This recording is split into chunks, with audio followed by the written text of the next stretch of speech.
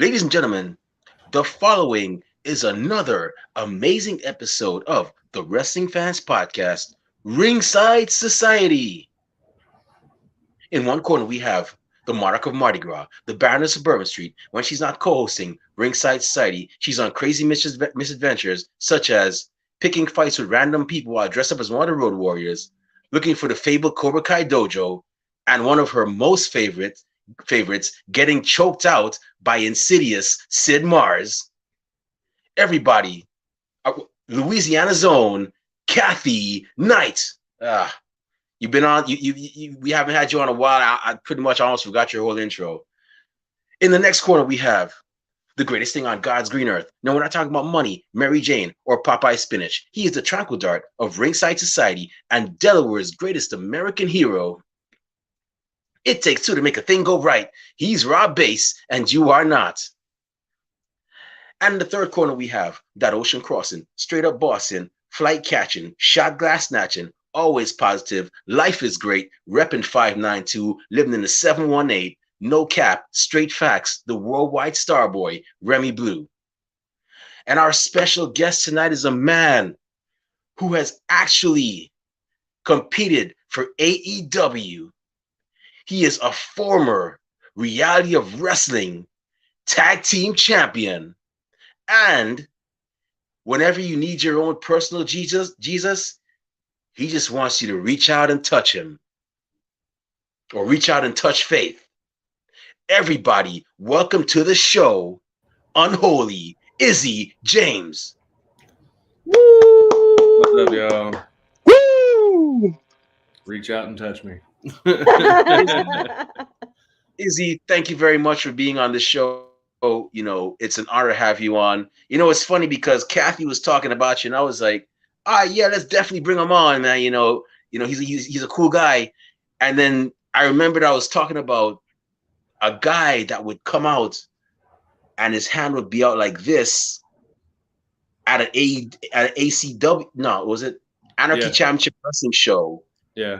7 years ago, to be exact, 2015, Austin, Texas. And then Kathy told me, Remy, that's Izzy James. I'm like, I talked to that guy the same night. I was like, I remember that story. I was like, dude, how do I get you on my show, man? Because like you're awesome, man. Like the way you came out, through those curtains, and the fans, you were definitely over with the fans. And come to find out, like you were actually, it was the same person, bit different appearance, but you're now on Reality of Wrestling. Yeah. So that's wild that you saw me. Like, what was it, 7 years ago? Yeah, 2015. That was the show that had Jason Silver. Steve. He goes by. I don't know if Steve Reno. Yes, Steve Reno. Sue Young, Athena, and my cousin, quote unquote cousin, Angel Blue. Shout out to Angel Blue. Yeah. Shout out to Angel Blue. And several other big stars were on that show, and I remember seeing you on there, and I also remember seeing Houston Carson. And I'm gonna say this right now. I once said if Houston Carson ever fought, I mean he's retired now. Both him and this guy I'm about to mention are retired. But if Houston Carson ever fought Triple H, it'd be like seeing Triple H fight his younger self. Right. I was like, wow. You usually have Alexander Hammerstone in there, and then you have a triple threat of the Spider-Man moment where everybody's looking at each other. I'd say more like Thor. I could see them pointing their hammers at each other, like. Yeah, exactly. Triple H's sledgehammers. But yeah. I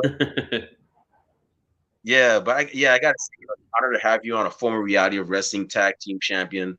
One half of one of the most intimidating tag teams I've ever seen out of Reality of Wrestling. You and Shawn Hendricks, who, besides Ryan Davison, is the only other guy that's like scares the hell out of me. If I were to be at Reality of Wrestling, I'd probably be hiding behind Kathy and Rob, and yeah. Shawn's a sweetheart. Shawn's a little puppy. He's fine. Yes, it's an honor to have you on. So we're gonna take a bit of a time traveling trip back in the past, and I just gotta ask you, how did you become a fan of professional wrestling, what was the main event or match, or who was the relative you saw watching it that got your curiosity, like you got your interest peaked? That would be my mom. Uh, Pretty much from the day I was born, I was watching wrestling, and my mom was a avid wrestling fan when she was a kid. So naturally, she's going to introduce me to it. And so I grew up in Dallas, Texas, and my mom would actually go to the sportatorium and go see WCCW. And when I was born, I was going right along with her, and I remember the first time I was that I remember like my life really is me going to see Jeff Jarrett at the Sportatorium. My mom and my grandma were going to Dallas to go shopping for something, and I was along with them. And instead of us going shopping, they took me to go see the I think it was Global Wrestling Federation at the time. It was. I don't think it was WCCW anymore, but we go in and Jeff Jarrett's in the middle of the ring cutting a promo, and that's like my introduction to pro wrestling. And we have photos. My mom has photos of me as like an infant with Jeff Jarrett, Coco Beware, Kerry Von Erich. Uh, I was really lucky to be introduced to it pretty much from the start of my life. Uh, my mom, like I said, avid wrestling fan, so we watched wrestling in our house Monday nights every night. It was on the TV. My dad didn't really like it so much, but he would watch it with us, which is really weird because you would think that my dad would totally love wrestling, and he really didn't give two shits about it. So it was always my mom and I. And then I remember there was PCW around here or not here in Houston, but in DFW. So in Arlington, Texas, there was a local place called PCW. And even though we would watch pro wrestling on television, my mom was still like, she knew the independent scene. So she would still, take me to go see that even as a teenager. So I've had wrestling in my life all my life because of her. Wow, you have a really cool mom. I mean, and the fact that so she probably saw the Von Erichs when she was growing up, like Kevin and Yeah. David, Kerry and Yeah, and she Mike. saw that the Freebirds feud. She saw all that. Yeah, What? That's a yeah, classic, man. yeah. My mom was dope. My mom was the coolest wrestling fan. Wow, that's cool, man. So, who were some of your favorites that you enjoyed seeing, like growing up? I was always immediately drawn to Ultimate Warrior, Shawn Michaels, Macho Man, Bret Hart, Mr. Perfect, and then Stone Cold came around. I was always a big fan of like the Undertaker was always around, but I was more of a fan of Kane. I thought Kane was like the super like this really cool character with the weirdest backstory and probably the most like canceled backstory, if you will.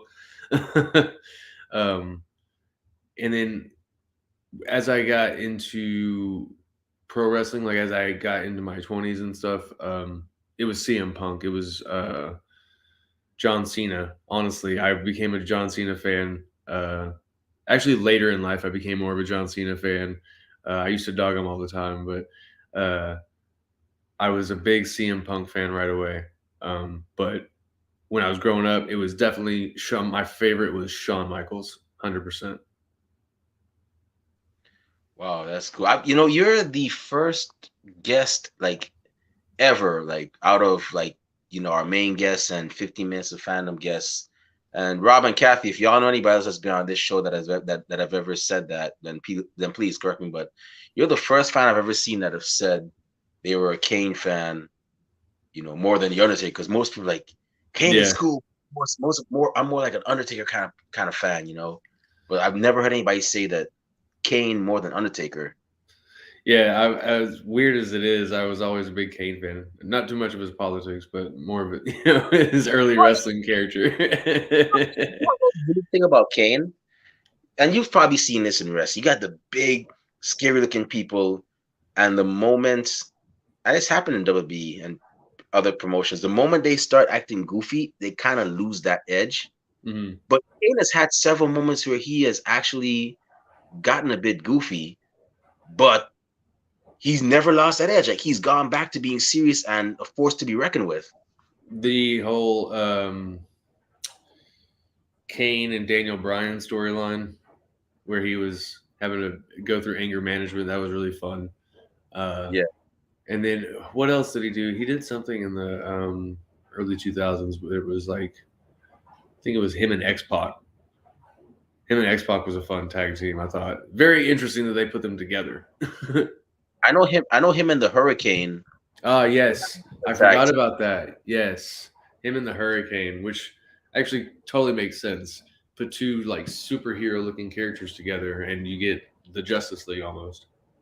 Yeah, I remember the. I think it was Kane or Rob Van Dam, and I think some girl hugged up on Kane. Or I think his tag team partner was like, "Oh," and Kane was like, "Chicks dig the mask," and he was shaking his head. I'm like, okay, yeah, Kane got some character, man. But Yeah, yeah, he's definitely one that you'll never forget. And glad he got to smell his roses and see, and glad he got to get his flowers and smell them while he's alive, still alive and well. And he got to be in the Hall of Fame as well too. Definitely deserving of that. yeah, 100%. I think he's going to do a comeback. He's in too good of shape not to right now. Hey, I'm all for it. I wouldn't mind Yeah. seeing one more brothers of Matt and Undertaker. Can because that last match with them and DX, I wasn't really feeling it. But hopefully they can do one more run. It's always good. Yeah, the Undertaker said never say never, right? Yeah. So, did you ever get to meet any of the superstars that you watched growing up? Yeah, I got to. So I met a lot of the wrestlers that I watched growing up, actually, because I've wrestled for AEW, WWE, um, Impact, ROH. I've worked for almost all of the companies that are in the United States, even the NWA. So I've gotten to not just meet, but also wrestle them. There's a match. If you go to my YouTube, I wrestled Matt Hardy back in 2016 in like the middle of nowhere, Texas. It was a triple threat: me, Matt Hardy, and Sammy Guevara. Um, but then like I also have met John Cena in catering, just standing there like picking food out together. So that's it's very interesting the life that I've gotten to live just by doing extra work a dozen times. Who else? The last time I did AEW, I got to have a fun conversation with Dustin Rhodes. Talked about action figures and like I think I had like 4 or 5 different gold dusts as a kid. Um, I'm trying to think of who else I've gotten. The Rockers. No, not the Rockers. I'm sorry. The Rock and Roll Express. I've gotten to talk with them. Ricky Morton, Robert Gibson, and I've met so many people that sometimes the list goes on and on that I keep forgetting like who all I've met, and then I'll remember like oh yeah like I met and hung out with Yoshitatsu and Funaki. I've had so many great experiences with even like people like Abyss. So been very lucky to meet those people. Wow, that's pretty cool. And one day, somebody's gonna be like, "Yeah, I grew up watching Izzy James, the unholy one." Hey, I tell you, life is Yeah. a funny thing, man. You never know. With all these promotions popping up and getting TV deals, you never know.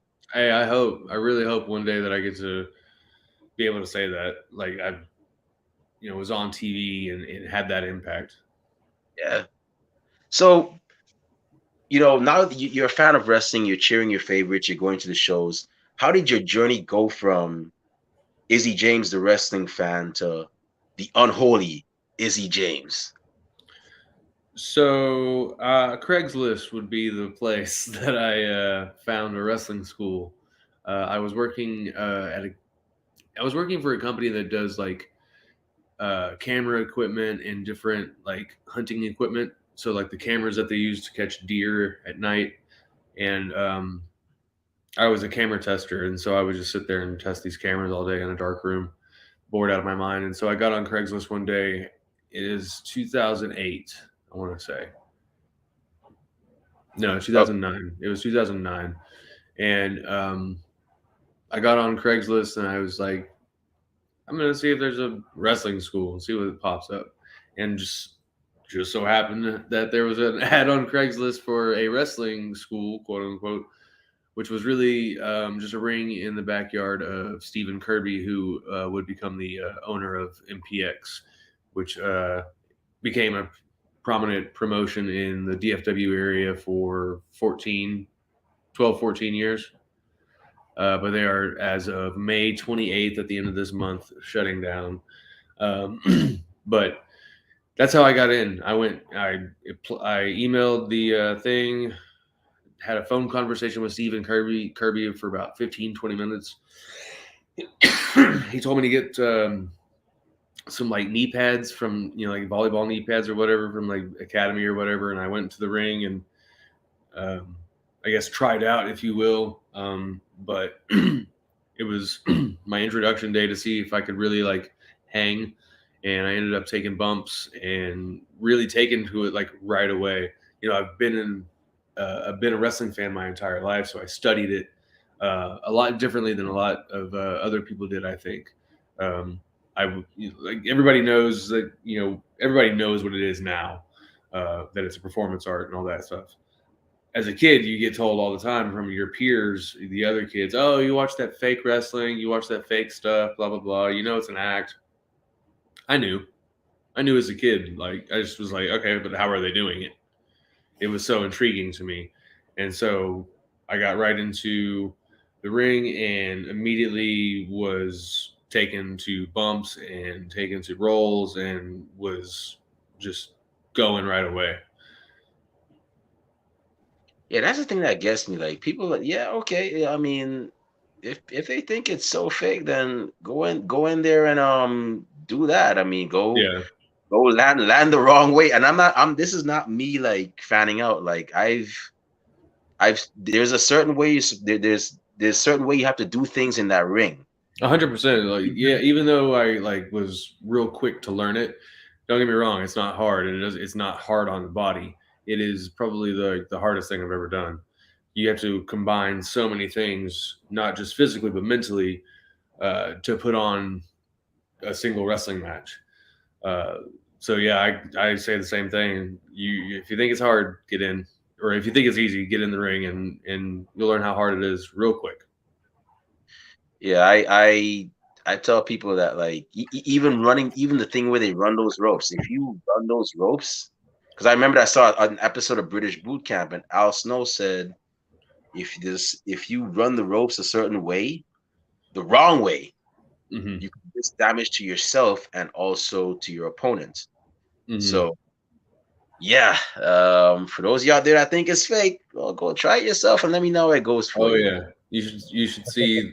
I have photos of Insidious first day of running the ropes, and the whole side just black and purple. Yeah. Yeah.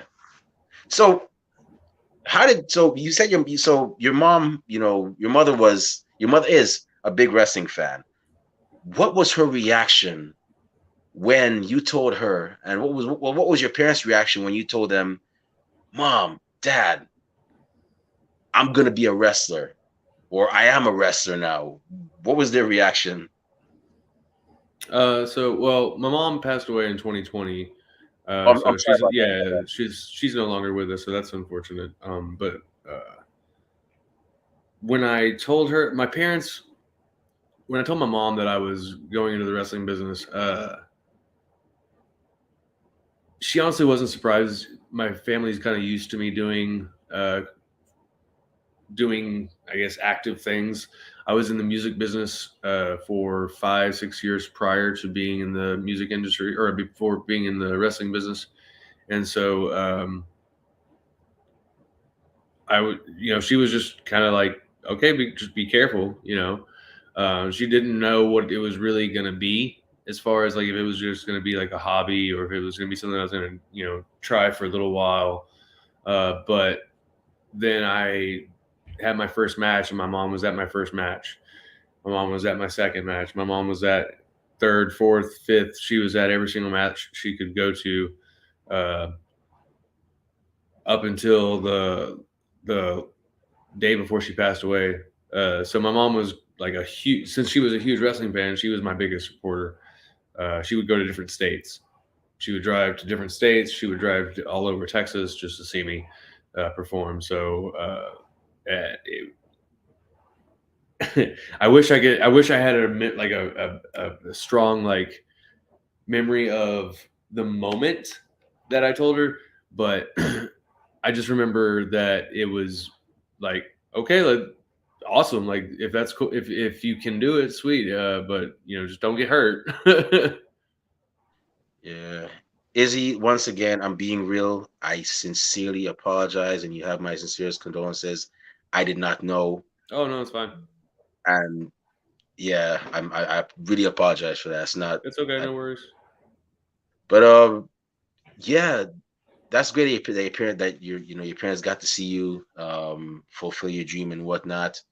And you'd also, and now you're doing your thing on Reality of Wrestling, one of, if not the biggest promotions in Texas, a promotion that I'm a fan of. I'm actually jealous of Kathy because she gets to go there every show. I'm stuck here in, Brooklyn, New York. I mean, yeah, there's good Yeah. stuff, but I mean, it's Reality of Wrestling, man. Booker T's promotion. Many people have passed through there. AQA. Um, I know him as, oh, geez, Brennan. Kathy, you probably know this guy. He was on.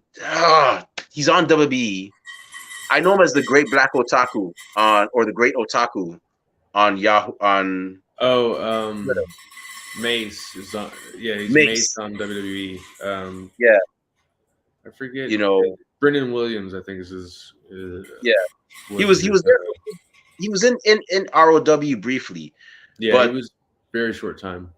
yeah, but the home of Roxanne Perez and many other people. What was your thought process on getting the opportunity to shine in Reality of Wrestling? Were there some nerves there, or were you like, I've been doing this for a long time, I got this, or was it a combination of both? Um, so what was it? 2019 when I debuted at Reality of Wrestling, but it was like the end of 2019. Was it? No, it was the end of 2018. Um, that was for me. It felt like it was a long time coming. Um, because I've been at that point. I had been wrestling like 9 years, maybe 10.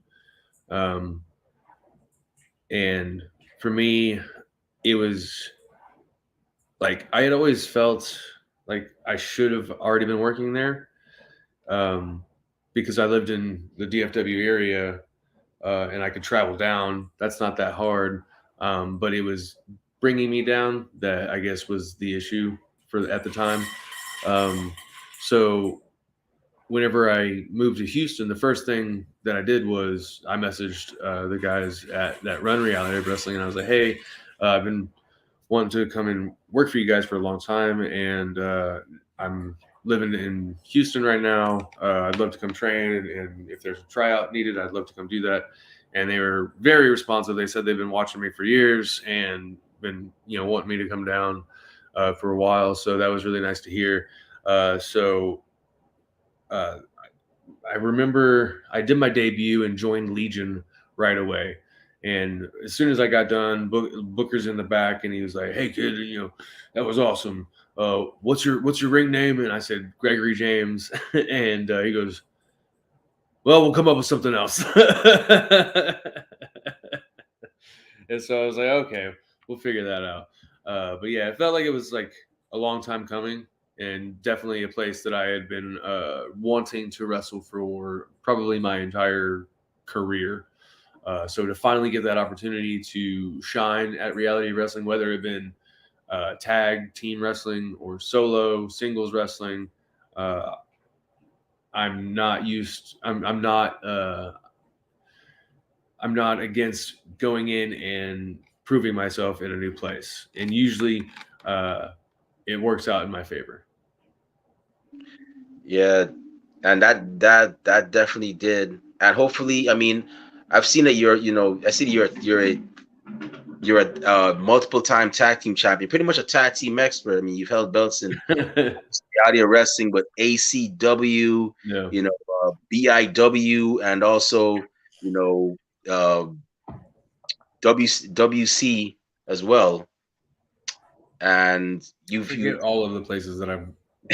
Yeah, Wrestle Circus, uh, BIW, like you mentioned, Reality, and ACW. So like, I've had like 4 different tag team title runs, which is interesting because I've never like prior to being at Reality of Wrestling, I never really like studied uh, tag wrestling extensively. Like, I liked tag wrestling. I love the Hardy Boys and I love Edge and Christian and the Rockers and stuff like that. But I was never like, I want to go into tag team wrestling.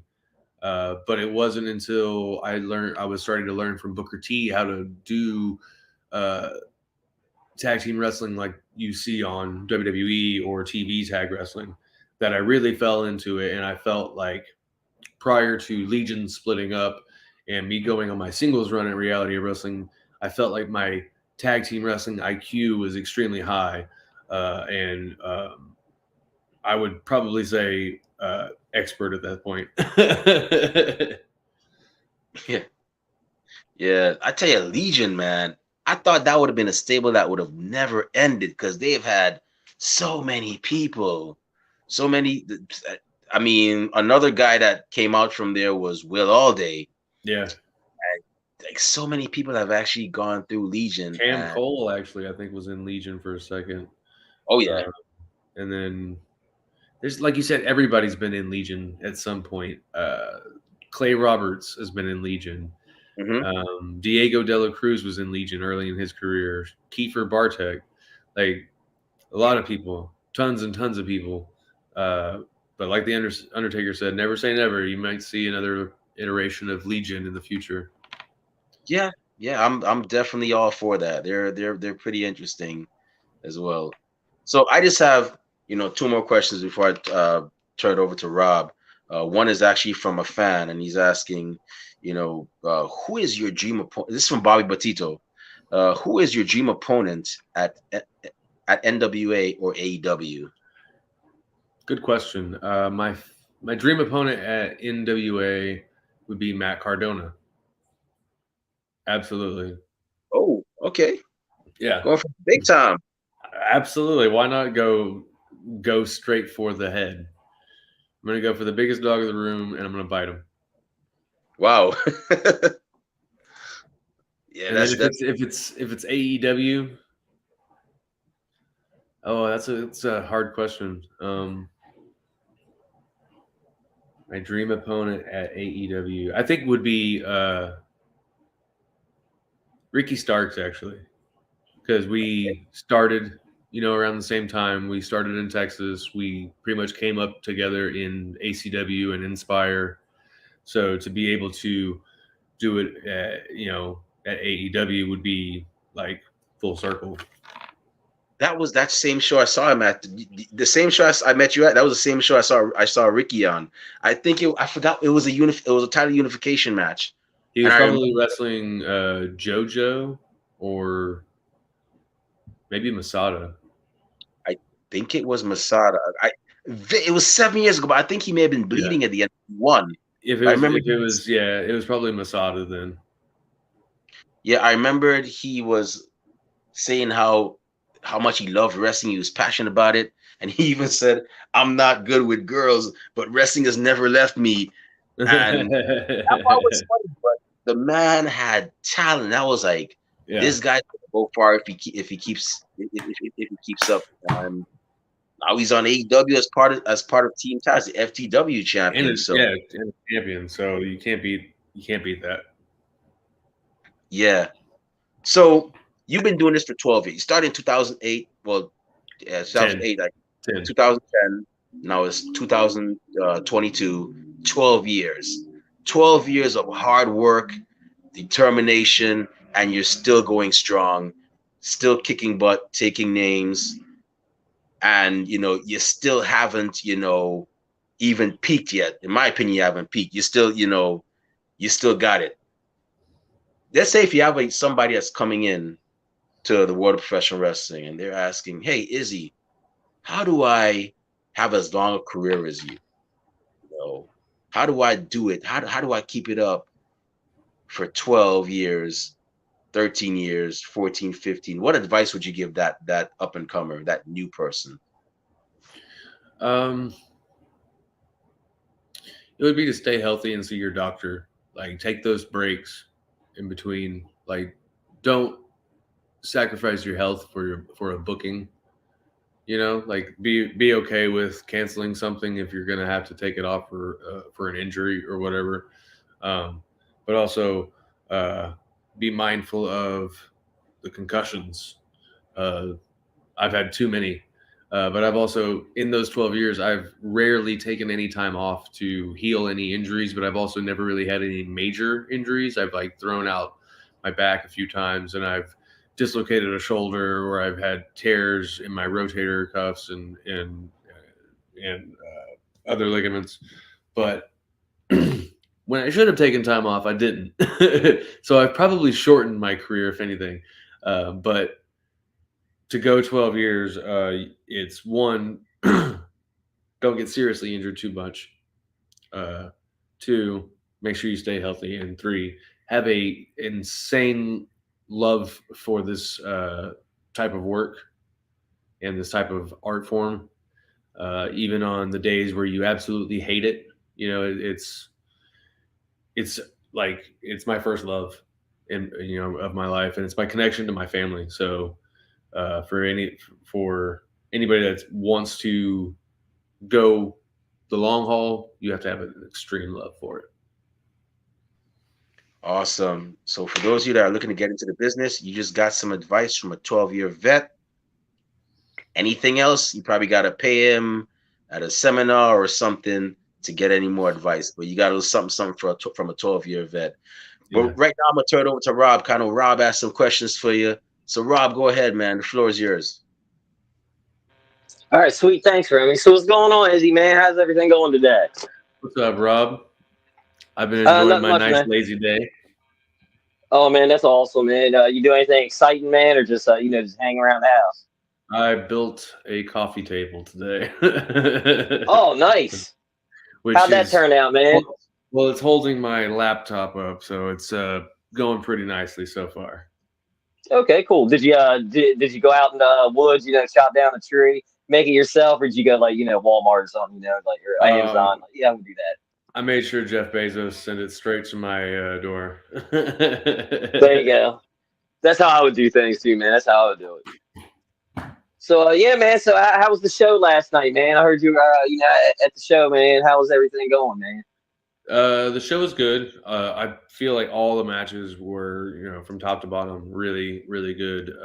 Sid Mars versus Gigi Ray was exciting. Uh, Rachel Rose and Mia Friday was really good, and then the main event between Promise and High On was really good. That's a spoiler. Cut that out. There you go. Well, I'll just hold up my pen. You know what I mean? Like the Men in Black. You know what I mean? Yeah. What? It was swamp gas. Look right here. There you go. Just hit the flashbang right after I say the second match. There you go. We won't spoil who wins or anything. You know what I mean? No, So no. yeah.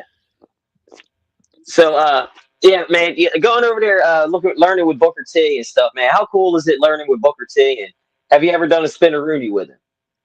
No, I've never done a spinneroonie. Oh man. I may have done one when I was young and coming up in the business, and he wasn't around. But I've never done one with him. Oh man, that'd probably be cool, man. You get to do a spinneroonie with him. Oh man, that'd be awesome. But learning from him is really cool. Like when I was talking to Remy, I had been in the wrestling business for 9 years prior to being there. So I had, one, I was kind of self-taught prior to getting, put under Matt Palmer's wing, who is Ember Moon's husband. I was kind of like self-taught, and then I learned pretty much how to be a pro wrestler, on the job, basically on the job, from night in, night out, just kind of learning as I go, going to training, and then whenever I got to Booker T's, it was taking what I already knew and elevating that and learning how to work TV or learning how to be a bigger character, learning how to tell a story better, learning how to do less in your match but get more out of it. And so I feel like in the 2.5 years that I've been with Reality of Wrestling under Booker T's uh, tutelage, learning from him, my game elevated so quick and so much. Oh yeah, because he can give you those pointers and stuff, man. Because he's been there, done that. You know what I mean? At one time, he's King Booker. You know what I mean? So yeah, he could impart that wisdom on everybody. You know. King Booker is the best. I think that's probably my favorite king of all the Oh kings yeah, in pro wrestling. King Booker yeah, is the best king of the ring. Yeah, king of the ring. yes, he was real good. Yes, that was real good. Yeah, King Booker. Yes. He's like the only one that actually embraced kingdom, Yeah. and went full British. hmm What's her name? Zelina Vega. She's kind of doing it now too, a little bit. Oh, You is know what I she mean? is she putting on a British accent and stuff? Yeah, she'll slip in and out though. You know what I mean? She'll be like, like, hello, governor, and then she's like, hey, I'm gonna come down there and knock you out. Kind of like that. You know. Okay. I don't really watch WWE too often, so that doesn't surprise me. But yeah. Yeah. So, when is your next show, man? Do you have one booked next weekend, man? Are you booked up for next couple months or whatever? So I have been taking. I took a month off, uh, which is like a rarity for me. Like I said, um, I took a month off after WrestleMania to heal up a shoulder tear and just kind of take some rest and finish off my semester of school that I'm in right now. And this upcoming Saturday is my first time back in the ring. It's at Martinez Promotion in Burleson, Texas, which is I think south of Fort Worth, and it is a lucha show. I don't know if there's like a show name. I know it's just Martinez Promotion, but ACH is on the show. Mecha Wolf, Arrow Boy, Crazy Boy, Ares, ASF. The list goes on and on. Martinez Promotions have some of the biggest crowds I've ever seen, and then after that, it's Reality of Wrestling on May 14th. I return home to start my solo run. We'll see where that goes. I hope as far as it can take me, obviously. That's right. But then after that, I am going to Colombia for Pro Evolution Wrestling. I fly out on the 20th and I wrestle on the 21st. After that, I think I have a weekend off. I may go see the last MPX show, but I'm not too sure yet. That's pretty cool, man. Yeah, man, staying busy, I guess, man, doing your thing. Pretty much. Mm-hmm. In the midst of all that, I got finals coming up in a week, so yeah, Oh man, yeah. awesome. Yeah, I don't know how you're doing it, man. I'll probably be ripping my hair out, man. Like, oh man, what do I got to do, man? I'd be like, oh man, Yeah, yeah. Trust me, I've been been feeling the stress. That's right. So where did the unholy inspiration come, man? I was doing a little research, man. Yeah, if you could explain, people watching, everybody watching, who's like the inspiration for the unholy, gimmick? Oh wow. So I don't do the unholy character anymore. I haven't done that in I think 2 years. I was doing a little bit of it with the Legion character of Isaiah.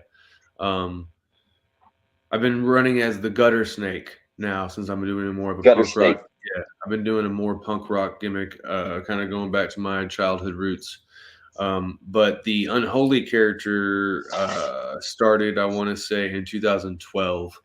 I was doing that because I want to say one of my original trainers at MPX was Kyrian Arcane, and he was retiring and had a faction at the time.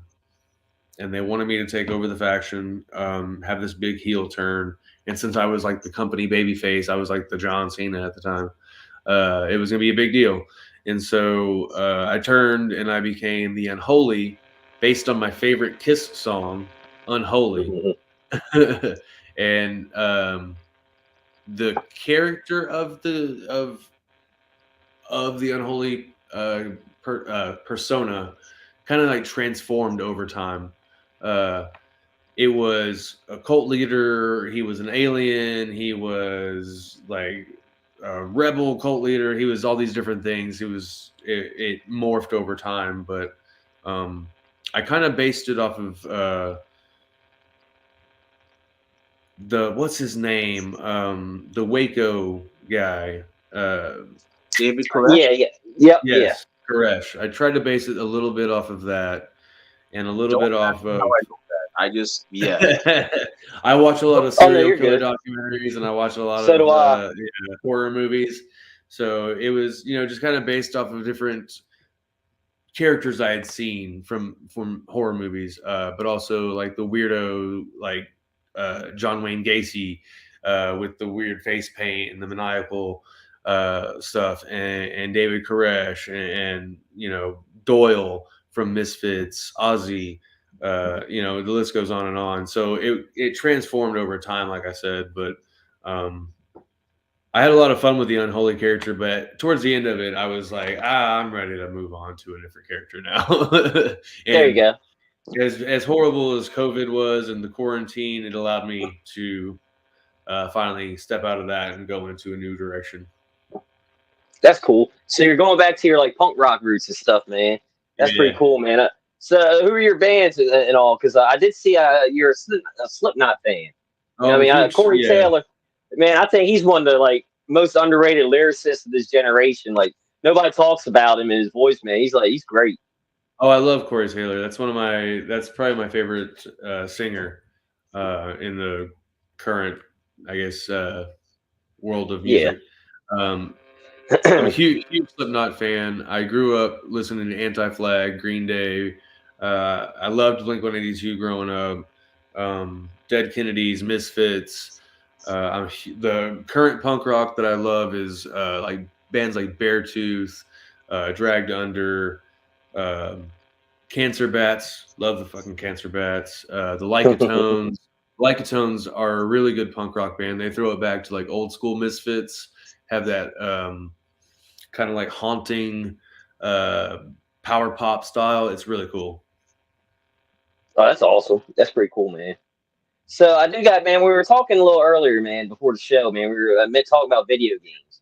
And you made me jealous because you got the current gen, I haven't been able to get my hands on a current gen, so I'm like a caveman playing Xbox One, PS4, 3DS, I could get a Switch, but I'm like, there's only a couple games I'll play on the Switch, like Pokemon and Mario Kart and stuff. Well, wait on that Switch because there's a new version coming out. Apparently, my wife tells me all the time. Okay. Yeah, there's a new version of the Switch coming out, or there's a new Breath of the Wild. There's always that's her system of choice. If you have the Xbox One X, it's basically like the Xbox Series X, from what I've been told. I had the original Xbox One first edition, so it was definitely an upgrade whenever I got the Series X, and I was lucky because I found it through a page on Twitter, like this page that would post when websites would drop like the new stock, so you could know, the PS5 or the Xbox Series X is going to be on Best Buy's website at 11 o'clock on Tuesday. And I had my iPad, I had my phone, I had my laptop all synced up to the page, and I was refreshing every 10 seconds. Like, I was lucky to get that one. And then the wife was kind enough to get me the PlayStation 5 for Christmas. So that was awesome. a lovely gift. Oh, that is awesome, man. So what games are you currently playing right now? Oh, right now I am playing the WWE 2K22. I was playing Lost Judgment, which is a spinoff from the Yakuza games, which are real fun. They have a really long series of games. It's almost too long.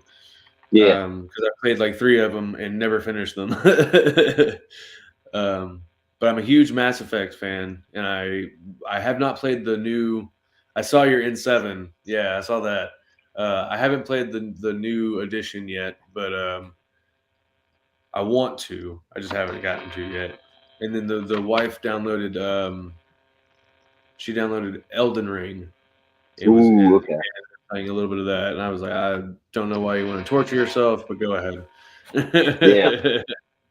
I know. Yeah, Elden Ring. I've heard it's real good, but it's like, yeah, Dark Souls, and I was like, I don't know if I want to stress myself out playing games like that. I like to just chill and do my thing. Yeah, yeah. I normally play NBA 2K like religiously all year long, but this year is like the first year that I haven't, and I think it was because I was playing the my player mode or the story mode, Hmm.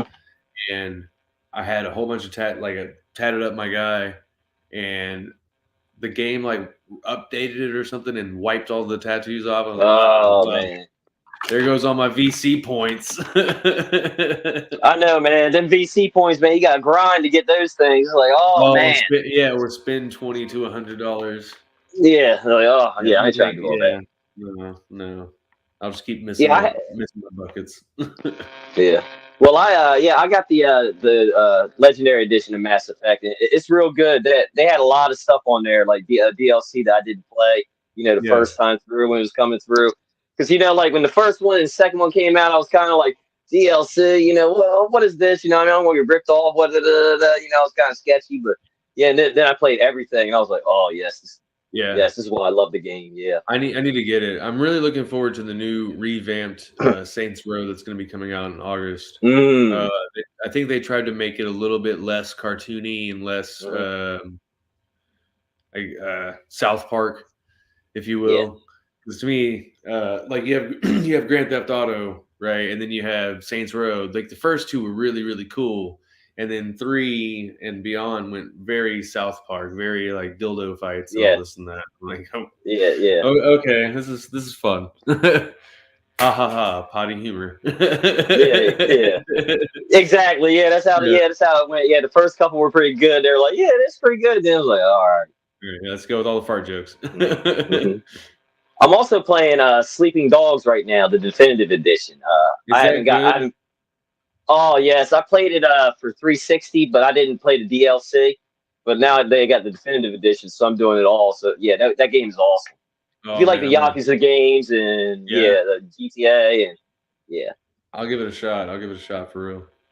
Yeah, because the one Yakuza game I'm playing is Like a Dragon, because that was like none of the other ones. It's like a turn-based style and Yeah, all this stuff. It's like, all right, yeah, it's pretty cool.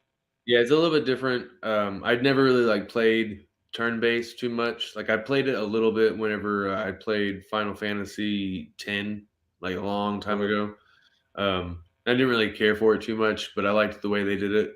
Um, Especially once you figure out how to use the powers of each person to benefit everybody, and you pretty much knock out all the goons in one strike. It becomes almost like this is the easiest game. Oh yeah, Yeah, but it's fun. I have a lot of fun with those. oh yeah, yeah. Sometimes you can over level, grinding up there, and you're just like, oh, I'm dominating. So we were talking about video games and all. What are some new movies and TV shows you're into right now? I know you said like a couple minutes ago you watch all the horror and serial killer docs and stuff like that and all those. Is there anything else? So actually, before we got on, while I was putting my coffee table together, we were watching F is for Family, which is a cartoon, Ooh, adult okay. cartoon, I guess. Hmm. Um, I guess it's a family based in the 70s, kind of like Family Guy meets Big Mouth in a way, where there's a lot of gross stuff. Like they'll show, you know, everything pretty much in this cartoon. It's like okay, this, but it's super funny. But then when it like we just finished, what was it? Um, there's the thing about Pam with Renee Zellweger.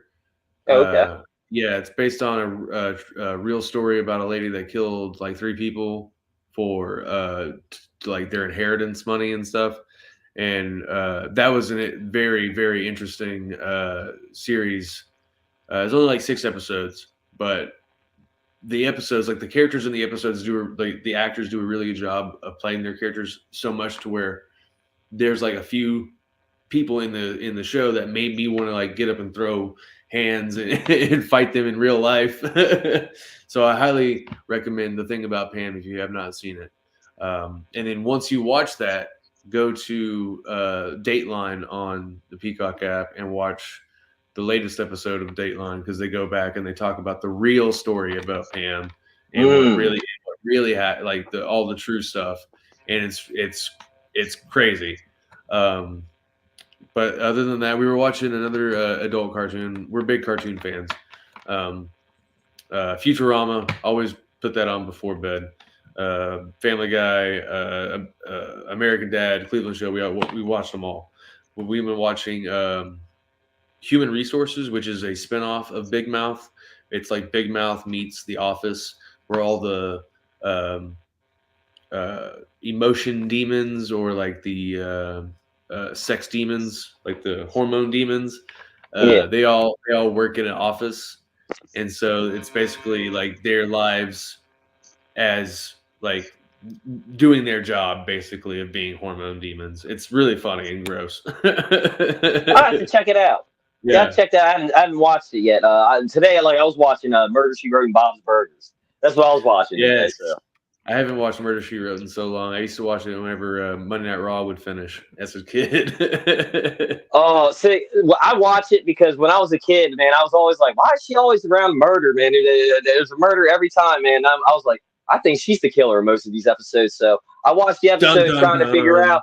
Yeah, I try to figure out, how did she frame this person? Da, da, da, da. But then there's sometimes, it's like, oh yeah, well, yeah, she just come across it, yeah. But I watched that.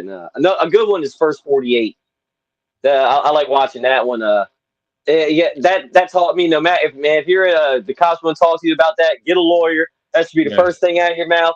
Because whenever they say that, it's like that comedian said that they go, all right, what's the interrogation? They're like, I want a lawyer. Like, tag. And then and then it comes up just like the person was never charged and all this stuff. And I was like, yeah. One I highly recommend is called The Staircase.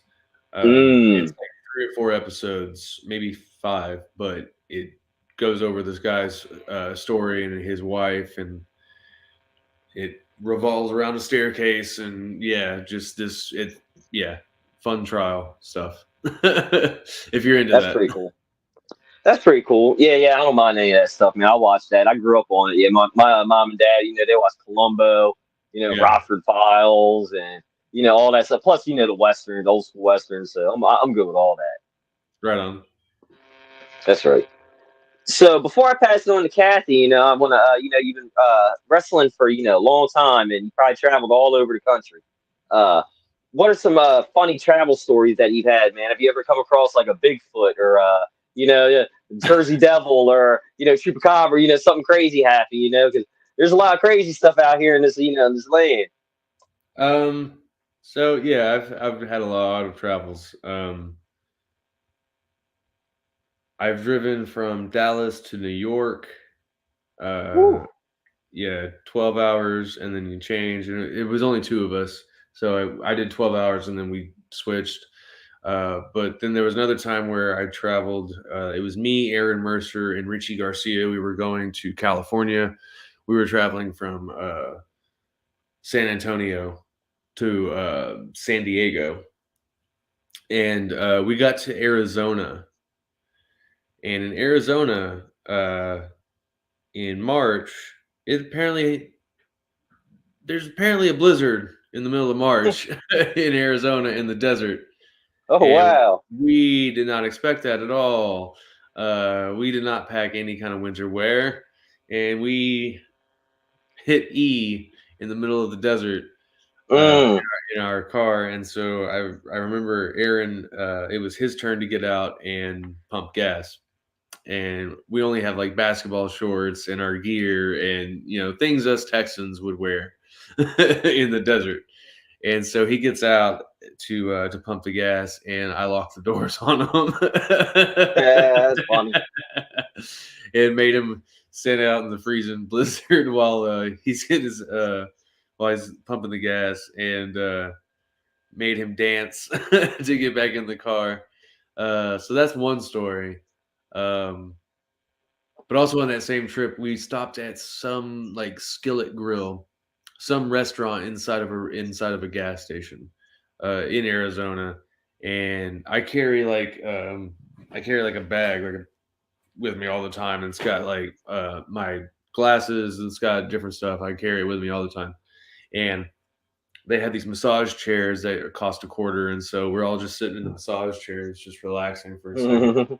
And we get up and leave, and we get down the road, and we probably get 10 minutes down the road, and I realized that my bag is not with me. And so, yeah, we had to go back. I ended up calling the gas station, and luckily the bag was still sitting there by the chairs, and luckily nobody had grabbed it or anything like that. So that was at least that was at least still there.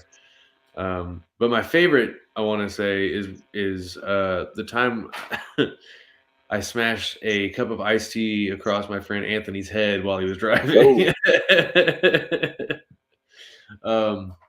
So we were driving from Dallas to Austin or San Antonio, one of the two. It's a carload of us, and we had just stopped at Chicken Express, which has the best like little bits of ice, like the small cubes of ice. And we're all eating our Chicken Express, and it's like a full back seat, 3 of us and 2 in the front. And the guy next to me is like, "Hey, like, go ahead and smash it, smash the tea, or like pour the tea all over him."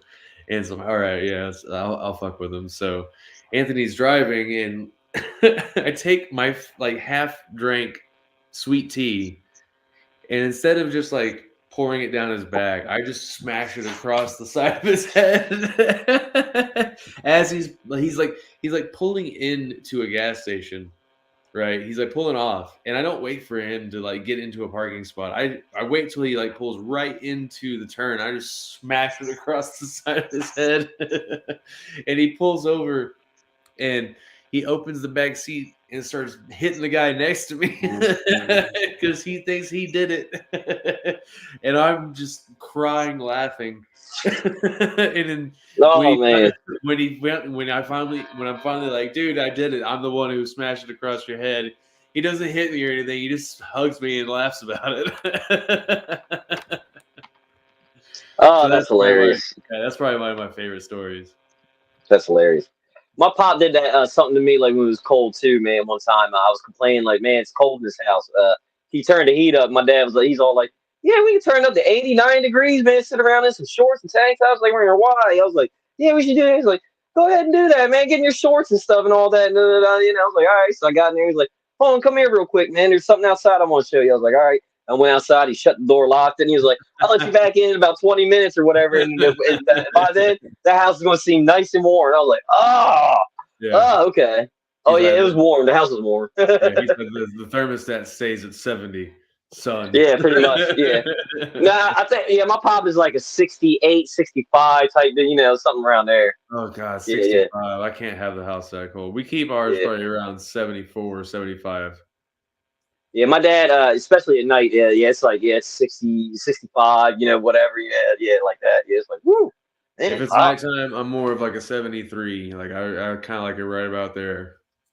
Yeah, that's good in the summer, man. You know, with the AC going, man, about 73. If I do 70, man, sometimes I'll freeze.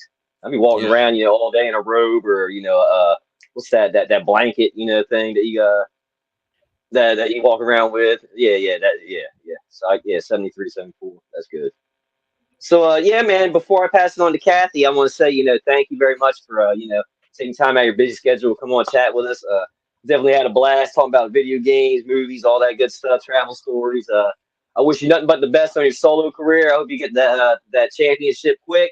You know, you start going around all around, getting those championships everywhere, man. Oh, believe me, Rob. If Mysterious Q is still the champion by the time I'm #1 contender, he will lose that real quick, and I will make sure that I take the Reality of Wrestling Championship to London, to Colombia, to Australia, wherever the hell I gotta go to make it the next big world title. That's right. That's how you do things. That's right. I'm all Yeah, for it, man. So I I wish appreciate you, you Rob. Thank you. no problem, man. I wish you the best of luck, man. Kathy, it's all on you. All right, thanks, Rob. What's up, Izzy?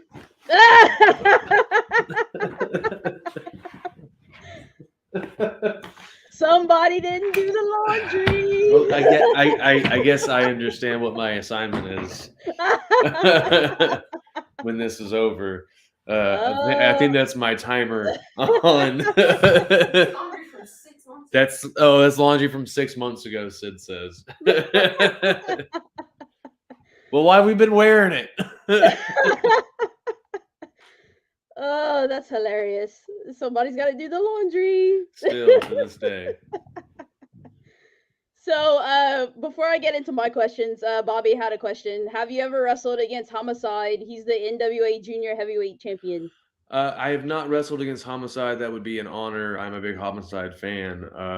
And I've only wrestled. Well, I've competed for the NWA Championship, Junior Championship one time and got this close to winning it. And that is on my list of championships to collect. So if Homicide, if you're hearing this ever, let's fucking fight. There you go. Well, speaking of championships you have had, a lot of people don't know this, and I found this out about a year ago. You were Elevate Pro champion in very Louisiana. first Elevate Pro champion. That's right. I was in a series of matches with Ray Fury. Him and I told a really good story over the series, a series of months, and had a lot of fun working with him. So yeah, very first Elevate champion. Awesome. Do you think you will ever go back in Louisiana? Well, it's kind of Texas, Louisiana-ish. If they ever have their doors open and send me the invite, send me the message, hey, we want to have you come out. You know where my PayPal is. There you go. Yeah, come on my side. I don't have to drive 4 hours. It would be 2 hours. You and Sid come to Louisiana. Hey, I would love to go back to Louisiana. I was actually looking at reaching out to Wildcat if they would have me, but it might not work out because of prior engagement. So we'll see if that ever happens. Yeah, that'll be awesome. They're back on the map too now. They're actually having an upcoming show and they sold out in 2 hours. So yeah, I saw that. I was gonna hit up the Wildcat page for the June 25th, but I believe I'll be at Reality of Wrestling if they're hosting a show. I was asked about that date, so nice. And then you were talking about upcoming shows and singles runs. You are actually gonna be at Law June the 10th. Yes. Going up for the Law title against Stevie Hendricks. Yeah, Stevie Hendricks. I'm gonna shave his head too. I'm gonna take his belt. I'm gonna shave his head. I'm gonna take his shoes. I'm gonna tie them together. I'm gonna throw them over the power line and say, "Hey, you can buy weed over here. It's not from me though." Just take everything. Take his whole gimmick, huh? Just take everything from him. Take everything. Yeah. I'm gonna break his comb piece by piece. Oh man. Yeah. Yeah, you told all the kids to get out of the way because you yeeted him off the stage.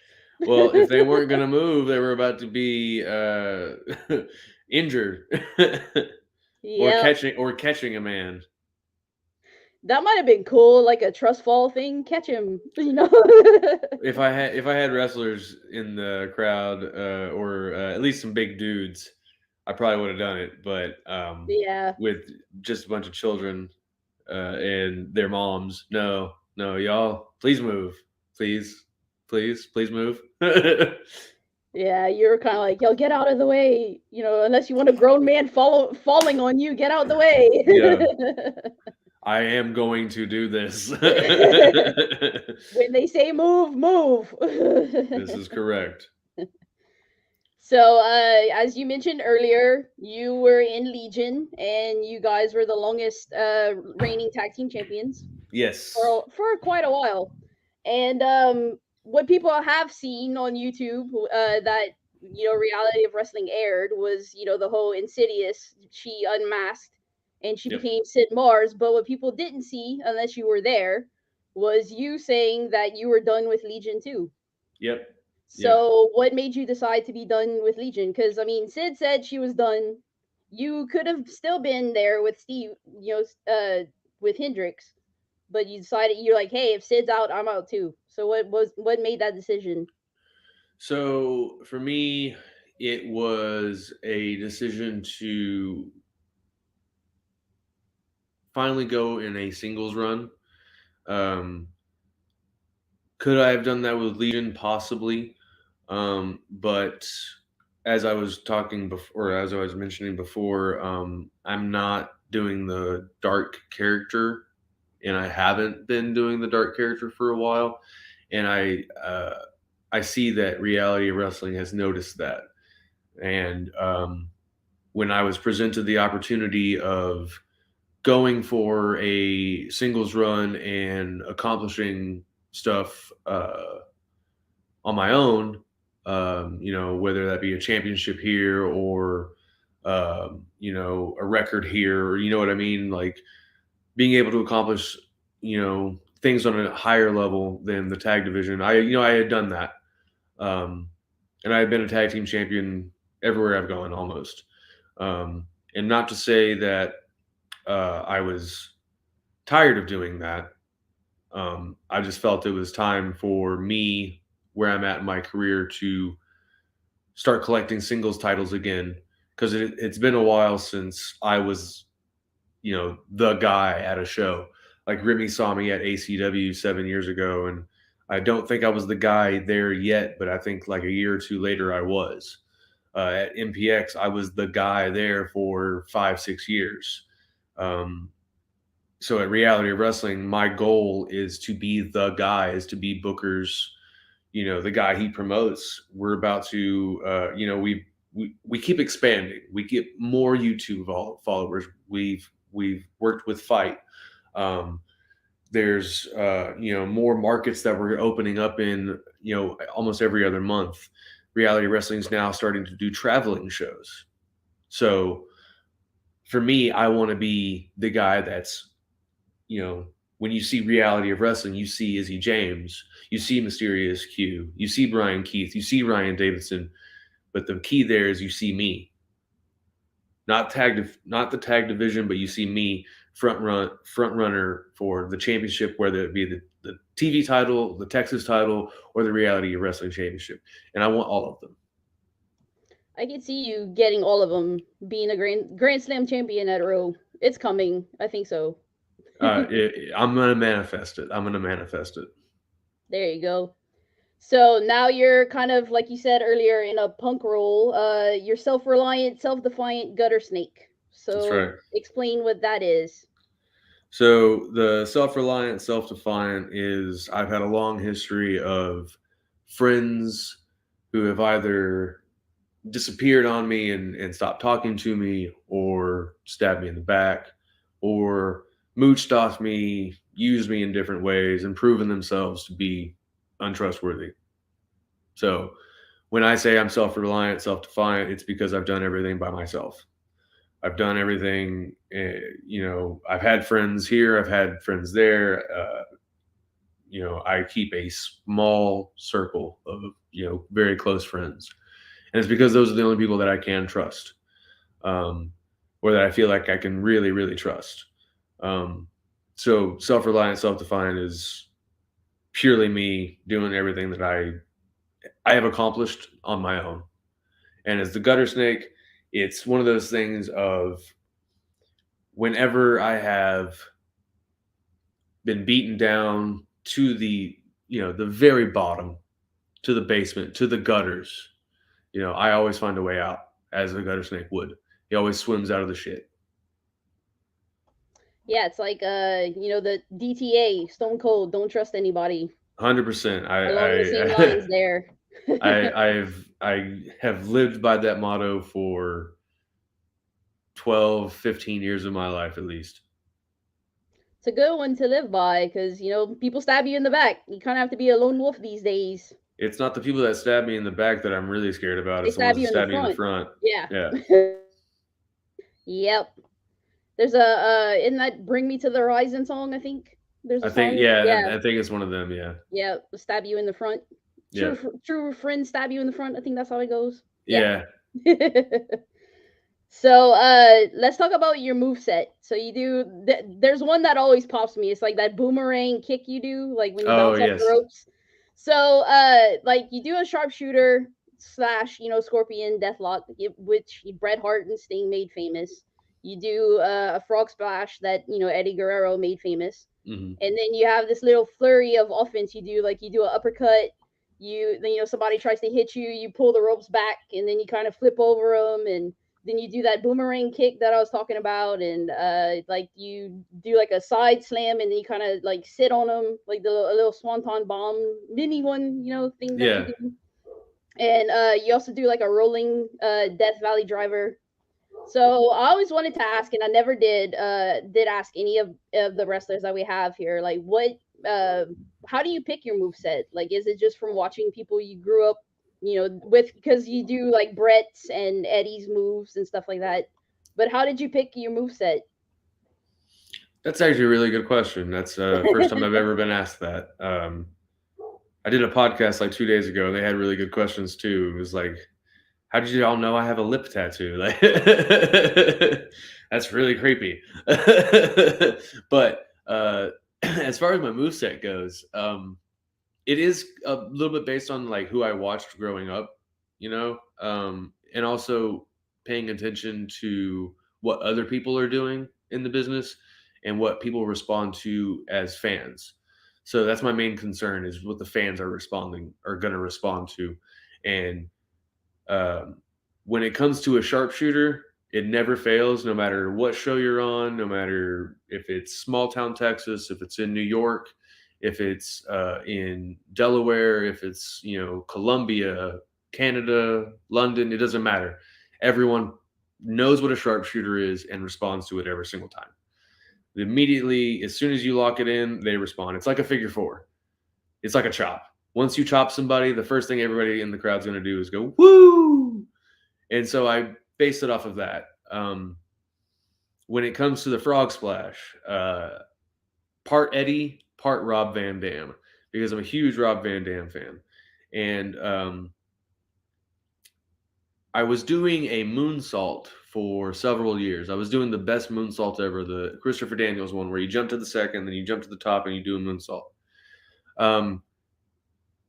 I started doing that back in like 2012, and back in 2012, I was a high flyer. I was doing springboards. I was doing, I would do a springboard drop kick. I would do a springboard back elbow. I would do that moonsault. But now a high flyer is pretty much everybody doing a 630. A moonsault, a standing moonsault is almost required if you're a high flyer. So I don't consider myself a high flyer. I consider myself a very versatile, all-around type wrestler who can go with any style, whether it be lucha, Japanese strong style, or TV wrestling, whatever you want to call it. So I was doing the moonsault, and I was watching a tape of me against T-Ray at VIP Wrestling. I was watching it with Sid, and Sid's always really good at keeping me in check, whether it be about laundry or especially wrestling. So we were watching it, and I go up to do the moonsault, and I did this weird thing with my hands where I like cupped them backwards. And I did the worst moonsault ever. And I was like, I look like Terry Funk, just like mid spasm halfway through a moonsault. And I decided after I watched that, I was like, I'm no longer doing the moonsault. If I'm on shows with guys like Fuego del Sol or Sammy Guevara or anybody else that's doing moonsaults, I shouldn't do one. So I was like, what's the next best thing as far as a top rope move that's really cool that I love? And it's the frog splash. I used to do an elbow drop when I was first starting in the wrestling business, but that move really hurts your hip.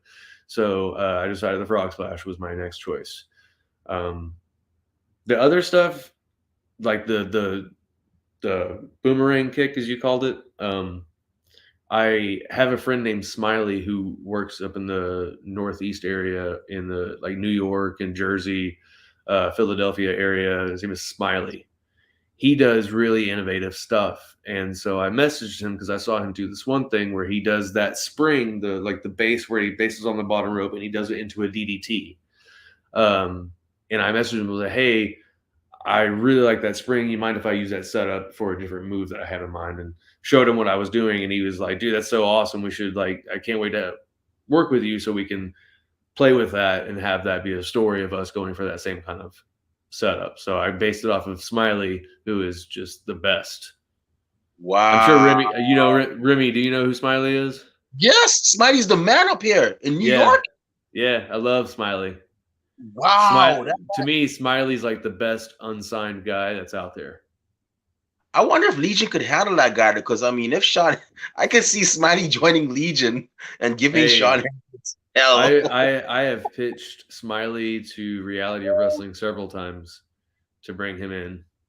Yeah, honestly, I really and truly hope that y'all get to the point where y'all are traveling, if not worldwide, nationwide, and I hope that y'all get a chance to go to New York. I mean, you've obviously wrestled here, but I hope that the whole company has to go up here, because there's so many great men and women that, and I'm not just saying that because I live here. No, like legitimately, there's so many great men and women that, I would like to see face some of the talent at Reality Wrestling. We had Brian Keith up here a couple months ago against, and Rob, is it Darius Carter or Darius, the guy that's like William Regal?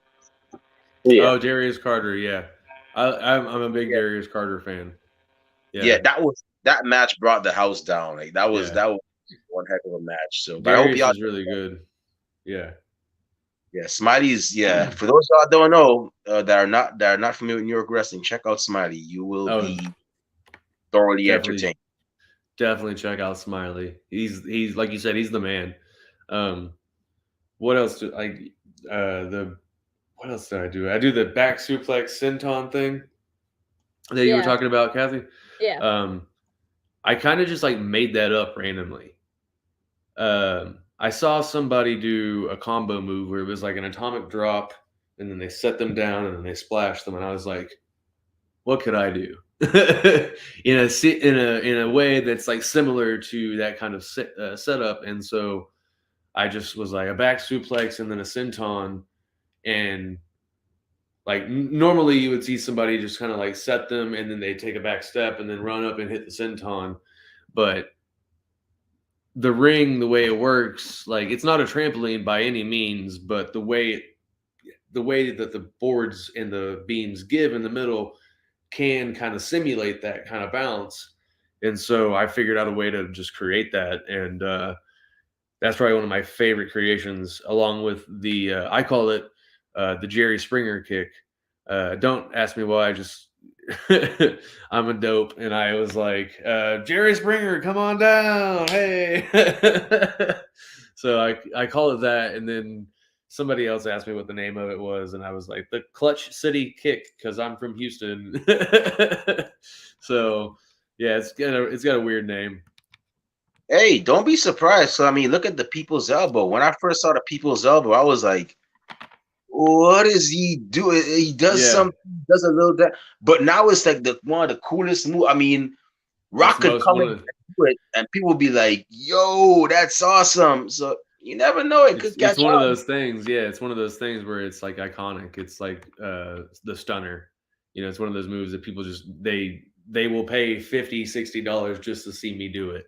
It's like the Swanton Bomb. But the what else do I do? The Rolling Death Valley Driver. I don't know why I started doing that one. I think I saw his name shall not be mentioned do it on WWE or NXT, but that wasn't the first person I saw do it. I saw somebody on the Independents do it, and I was like, that's really cool. Like the way they roll through the cartwheel into the Death Valley Driver. But yeah, it's for me, it's a lot of who I liked. I listen to what the crowd responds to, especially with the sharpshooter. People love it so much that they're going to respond all the time. And then what other guys are doing, I don't want to do it. If everybody's doing a jumping knee, I don't want to do it. If everybody's doing a super kick, I'm not going to do it. I'm going to do a pump kick. I don't know. Because that's going to make me stand out. Especially if I go and do lucha shows at Loco, everybody does the same kind of moveset, or has the same kind of match. But then when I go to Loco and I do a match, it stands out because you're going to get a different style. You're going to get a different moveset. And I've been complimented quite often about my moveset, or about especially my hot comebacks, or especially whenever I was in tag wrestling, my hot tags. Booker T was really like, you got to do the hot comebacks, because your hot comebacks are just so good. You're muted. You're muted, Kathy. you keep going. Like when you get that hot tag, you're like, you're on fire. And I've seen it in person, like you just keep going. Like it pops me every time. And then like I called it a boomerang kick because like you bounce off the ropes, you spin, and then you kick them. So it's like, boomerang. And then pretty much, yeah. Pretty much, yeah. And then you actually do a Canadian destroyer. You call it a Seeking destroyer. You bounce off the second rope and you flip over onto him. That's always awesome to see. Yeah, I pull that one out in the big matches, like especially or a lucha match. That's just like a transition. But I definitely pull it out, especially if it's like I'm wrestling bigger guys like Mysterious Q, or it's for a title. I'll pull it out in like big dire situations, and it's usually my biggest move that I do. Then you used to do, I don't know if you still do this one. I know Sid does it, kind of adaptation of it, but you'd do like a butterfly. You'd hook them up like a butterfly suplex and kind of spin them. Yeah, she does it like a suplex kind of spin. So how'd you get that one? That one, I actually came up with that move early in my career. I had seen people using the butterfly lock for different things, like just a butterfly suplex, or angel's wings, or pedigree, or whatever. I had seen it in different ways, and I was trying to figure out a way to turn it into a neck breaker. And so it was in PX like 2011, 2012. And I kind of like struggled figuring out what my original moveset was going to be, because it's like the first, like, you don't know what you're going to do when you first start. You don't know what moves are going to be cool, or what moves are easy to accomplish with your partner, or that are going to be, especially as a 130-pound kid when I started, what moves are going to be hard for you to do based on your strength level. And so originally I wanted to do the crossroads. And after everyone landed on my face and would bust my nose open from being too small to do it, I decided that wasn't going to be it. I tried the twist of fate, and I couldn't figure a way to make it my own. You can't just throw your arm out there and do it. It just, that's a Hardy Boy thing, so I was like trying to figure that out, and I figured it out to where I would throw them up and I would twist them, and then this arm would catch them into a neck breaker. And so I did it like that for several years. And I always kind of like had that move in my back pocket, but I was always like trying to find different things that I would like to do, different ways to add to my arsenal. And I think it was back in like 2017, I was wrestling Chris Bay for the first time. And I came up with the way to do the sit out into the driver, and really, really love that adaptation to it. And so I still use it from time to time. I have so many moves that I can plug and play them. I used to do a backpack stunner all the time. I used to do sliced bread. I used to do the CM Punk knee in the corner. I used to do so many things that I don't do anymore, and I'm so glad I don't, because everybody else is doing them. But yeah, I just I changed it from that to the sit out because I was just trying to find a new way to do it. And Sid mostly uses it, but like I'll use it every now and then. Yeah, she used to do the butterfly, and then now she puts the arm like for a suplex, and then she kind of spin them. Yeah, she's been working on that one. Yeah, she's been working on that one, and I want to teach her a good submission. She's got a few technical submissions that she wants to try, and one of the other ones that I'm a big fan that she does is the one where she like grabs the arm, they duck her kick, and she hooks behind their head and just drives their head into the ground. That one's a really cool move.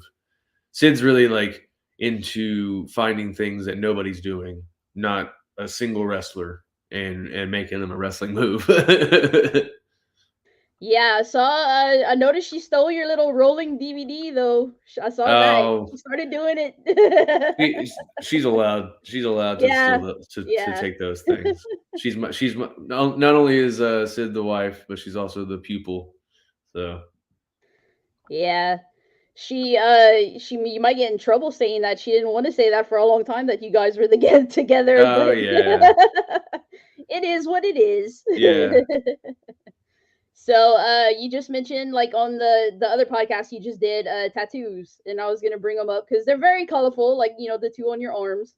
One of them I know on the left side is a cover up because you had like music notes Oh and yeah. stars. Like what was that about at one point? So I was like growing up, it was wrestling and music for me. I was playing loud music in my room and playing with action figures until I was probably 14, 15 years old and finally got a car. So I was in a band I was in bands from the time I was like 13 to the time I was 22. When I was when I first started going to wrestling training and seeing if wrestling was for me, I was actually in a band. We had released an album, a full 11-track album that we recorded. We were speaking with Metal Blade Records and like two other ones that we were talking about signing with them. And it was probably 2 weeks after my first match. I decided to quit the band because I fell in love with wrestling. Um, Music I could always go back to. There's no age cap to music really. With wrestling, it is a young man's game. If I'm not saying that I can't wrestle now, but I wouldn't have had a 12-year career had I started at 34, rather than start at 22. Um, or maybe I would have. You never know.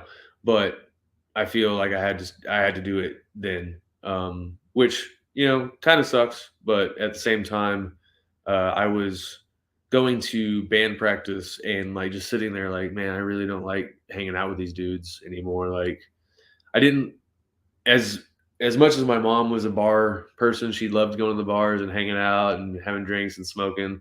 Like, I didn't really like the bar scene too much. I don't mind going out and having a drink, but I don't like being around cigarette smoke, especially because I'm asthmatic on top of everything. So um,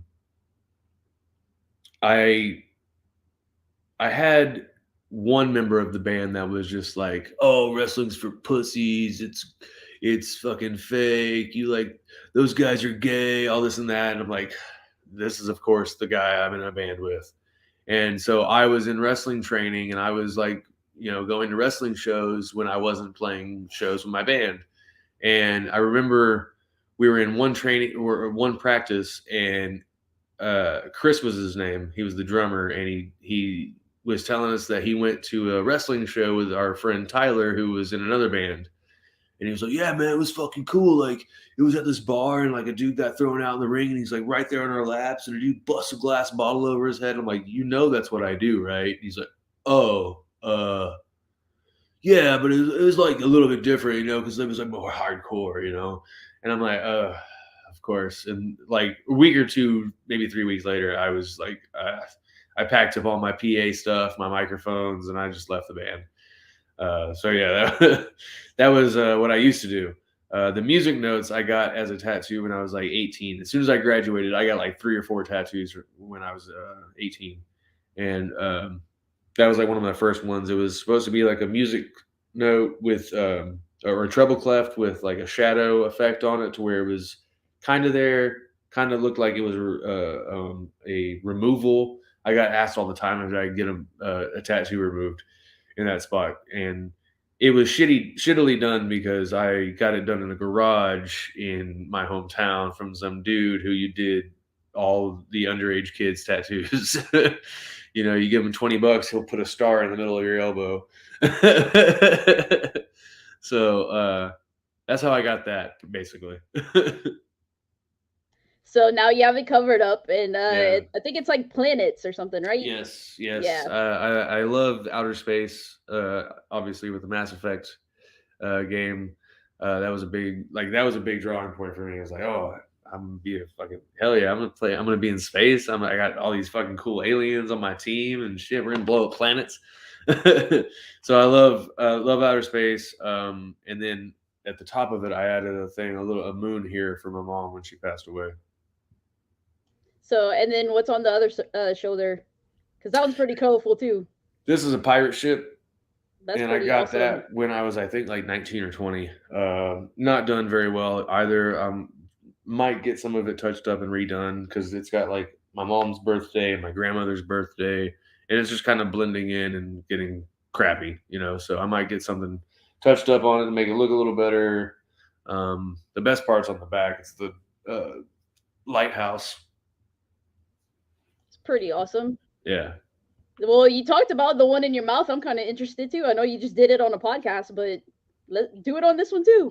So I have music on the bottom lip in Oh here. wow. Yeah, and I got it when I was like in that same age, 19, 20, because I would just go to that dude's house like every weekend and get a different tattoo.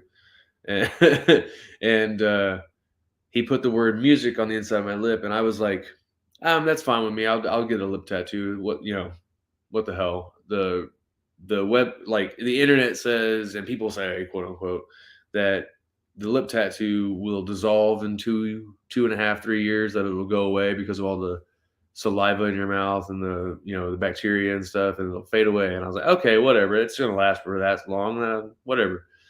No, it stays forever, kids. The inside of my mouth will always say music.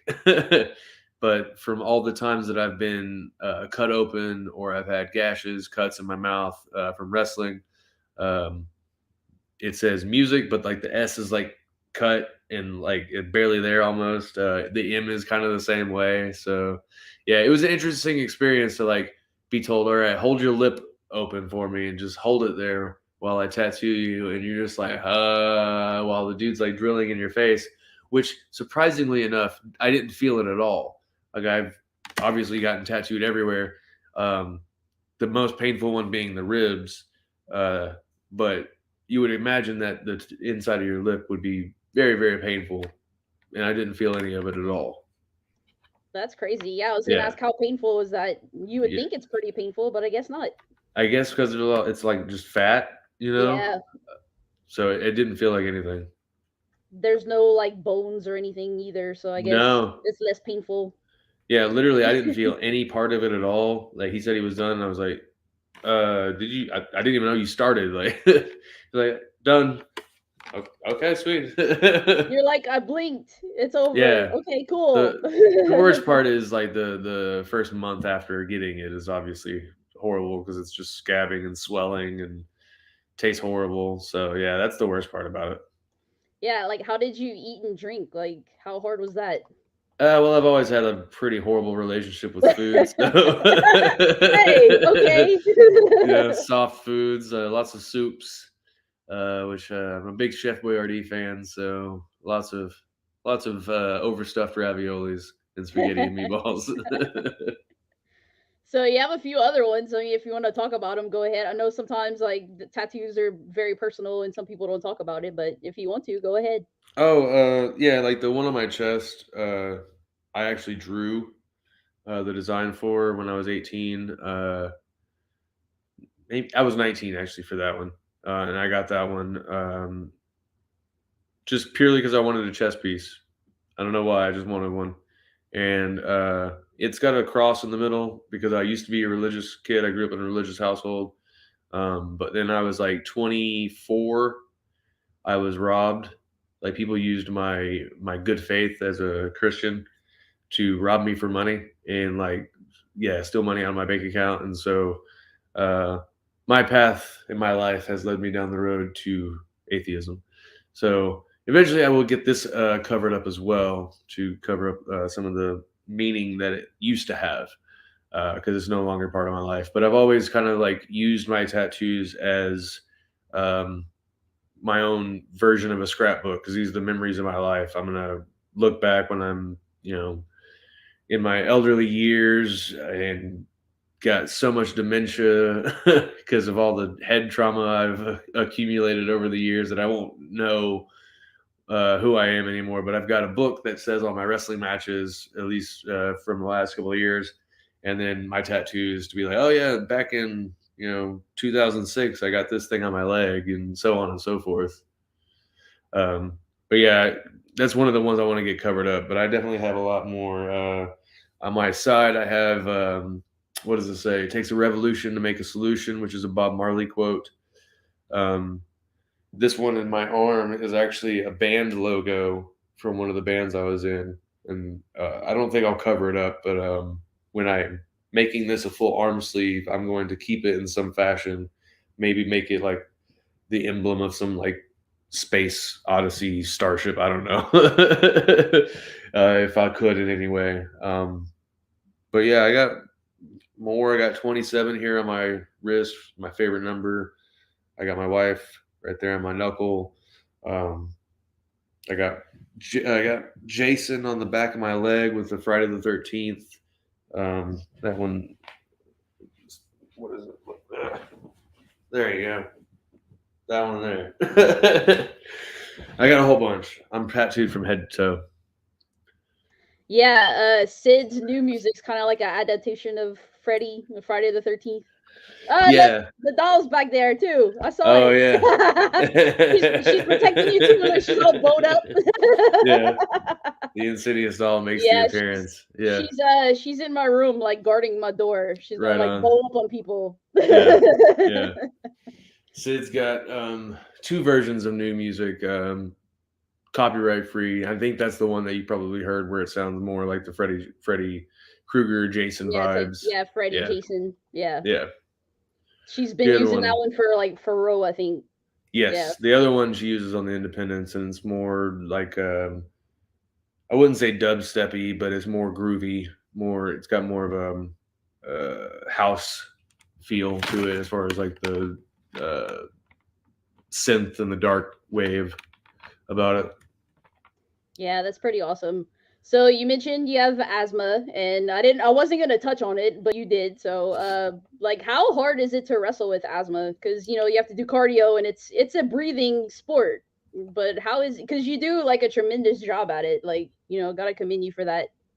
Oh, thank you. Sometimes, like, there's been times where I've actually had to end the match early because I've had an asthma attack in the middle of it and had to go to the back and just use my inhaler. It's only happened like 3 or 4 times in my 12 years of wrestling, knock on wood. But for the most part, I try to keep my asthma under check by working out constantly. I do a lot of CrossFit type workouts, or like Olympic lifting with circuits, at least 4 or 5 times a week, because I want to be able to wrestle and be able to do those things. If I'm not able to go to the ring, that's how I keep my cardio up, is doing those CrossFit things, because it's similar to what we do, lifting up a heavy body and then throwing it down and running. And so I found that helps with my asthma. I don't smoke cigarettes. I smoked when I was 19, 18 years old for like a year. I hated it and hated the way it tasted and all that stuff. So I haven't smoked since then, except for other things, marijuana, God's good green, if you want to call it that. So I keep that. That's like the only vice I really have. And so that's probably the only thing that hinders my asthma. There's been times though where I have done matches and literally gone to the back and collapsed, hit the floor, and Sid has to bring me my inhaler, or Hendrix has to bring me my inhaler. Usually the ref has my inhaler every match that I do. Rarely do I ever need it. I actually don't think I've ever had the ref have to give it to me at any point. We used it as a story piece one time where it was me versus Max Heights, and I actually had bronchitis for a week and was actually still recovering from that and couldn't run and like had issues breathing. And so I wanted to play on that and created a really fun match. And I forget if it's on Title Match, but if you watch it, It is. the It's funny. crowd, Yeah. the crowd really responds to that match from the story that we told. So it gets hard at times, especially whenever like I'm in the middle of a long match and I'm just like, oh my god, I am about to die, and we have 5 to 7 more minutes to go. But I somehow do it, and then when I get to the back, I die. Yeah, that was one of the questions that I had because I was like, man, you go through, like we talked about earlier, you go through this flurry of offense and it's like bang, bang, boom, and it's like the dude's got asthma. Like how do you do that? You're like flying out of the ropes onto people, and I'm like, how can you do that? That's the only time that I do it. I'm only good in that short 15-minute burst.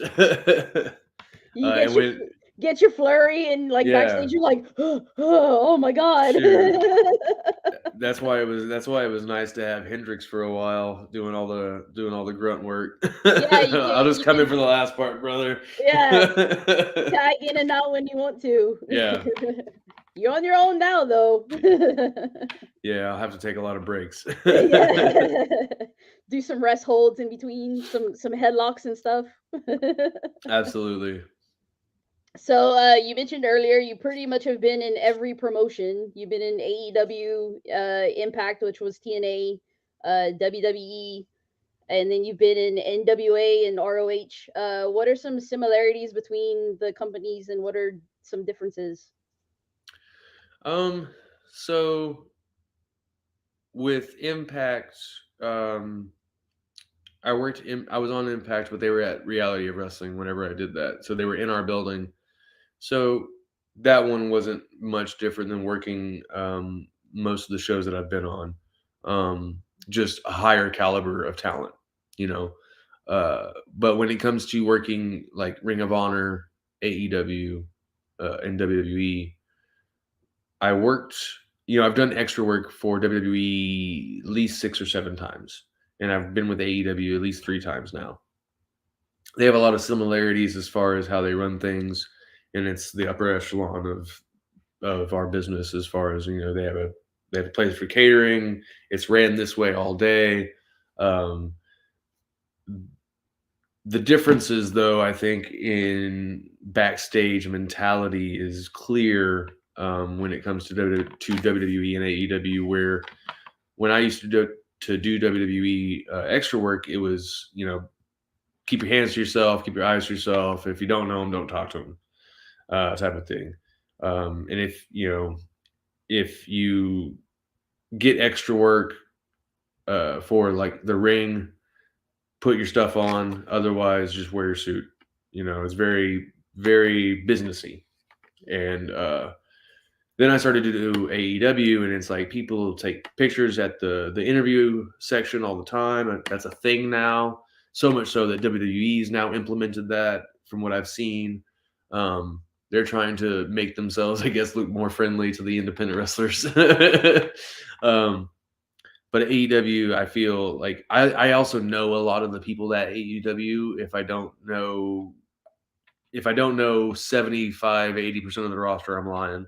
Even people in the production side of things, I have known a guy named Sean who used to run Ring of Honor's production, who now runs AEW's production. I've known him since 2016, 2017 when I first started working for Ring of Honor.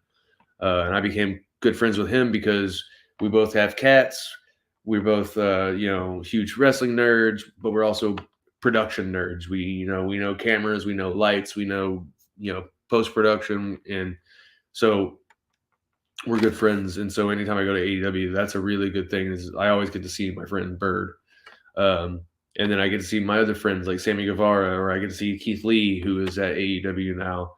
So those are the real fun things. And then like with NWA, I believe it was back in the Bruce Tharp era of NWA when Rob Conway was the champion like forever, and NWA was kind of just like bouncing around and using independent shows to run their show with them as affiliates. So like NWA at the time was running NWA Lone Star, which was here in Houston. There was NWA IHWE in Fort Worth, Texas. There was NWA, like all over the place. Just if it was a Southern promotion, it was probably NWA something at some point. And that was really just, working the indies. But hey, you have a shot at the NWA World Junior title against Steve Anthony on this show, and like you're like the number one contender for the NWA belt. It's like, oh, I didn't even know. Sweet. Let's make that happen again. Awesome. Yeah, so you were recently on AEW, and about 3 times, well, Rampage, Dynamite too. You were actually at Battle of the Belts for Dalton Mhm. Castle, and you had Yeah. these bright, like gray shorts on. What was it like wearing that? Nothing I'm not used to. So I've been one of Dalton Castle's boys at least 4 or 5 times. Anytime he was with Ring of Honor in San Antonio or Dallas, I I was one of his boys usually. And then the other 2 times I was what was it? I was Ricky Starks's barber. The bright yellow shirt, which Yes. I didn't think you even had that in your wardrobe. I didn't. That was provided. I almost kept it, but I didn't take it home with me. But that was fun. I didn't know I was a barber until I watched it back. So apparently I have that skill set now. But I guess because I have a nice haircut, I look like a barber. There you go. Yeah. So, and then I was what else did I do? I was a security guy. Yeah, who got punched by Warlow beating you Yeah. up. Hey, I made a lot of money on that punch. You're gonna get punched by Wardlow. I'm gonna make how much? Punch me, sir. Can I have another? Yeah, I'll take 2 of those. You did go for his feet. I mean, you tried. Hey, You tried and while I was down there, I was untying his laces. There you go. I was like, he's going down somehow. I'm gonna tie him together. There you go. There's that innovative offense you were talking about earlier. Hey, nobody's doing it. So another thing you do, you have a YouTube channel, and Yes. you'll put your matches on there, and you'll put promos for your upcoming matches, and you've also done promos with Sid when she was Insidious. Yes. And she wasn't talking. Right. So those are very funny. And there was one in particular that at the end I kind of didn't understand, so maybe you could clear it up for me. It's the battle that you two had. Right. So she goes for like the pancake fryer, and like y'all are fighting, and then you put her head like on the stove, and then you extinguish the fire, and then you take out a knife, and you're like, this won't hurt a bit. So like, did you behead her? What happened there? So I believe it was supposed to insinuate something like that, like I kill her and throw her in the trash. But when I walk back through the door, I remember the character, like he turns around, he's like, because she's supposed to be like back, it's like, sure, you could try to throw me away, but I'm already dead, bitch. But it was also supposed to be like a dream sequence kind of thing, like like daydreaming about what would happen in a fight. And so like, what if I tried to kill her? Oh, well, she would just fucking show up anyways, Yeah, because I was kind of wondering. I was like, because you see like the bag of blood, and I'm like, okay, that's not her whole body unless he cut her all up. So it's like, that's got to be her head. And then like you walk through the door and you gasp. Yeah. And then it's kind of like out of reality. You're like, that's a bit too much. And then you cut off the video. So I was like, that had to like, I was like, I guess he beheaded her. He didn't chop her up. Something along those lines, yeah. I took a finger or 2. Yeah, those are pretty funny. And then of course the whole laundry bit she just did was because you didn't do the laundry for the Good Housekeeping match. Yeah. We had some fun promos. The last podcast I did, they were asking about like if we're ever going to do those again, and we plan on doing that. Like with everything that happened during at the end of COVID, with my mom passing away, and then me starting school, like just a lot of things kind of happened, and put doing those on the back burner for the time being. But we just moved into this new place that's a lot bigger, so we might have a lot more room to do some more promos in the coming future. Yeah, I was actually gonna ask you that too. Now that she talks, like, there's a whole other thing to explore with her talking. Right.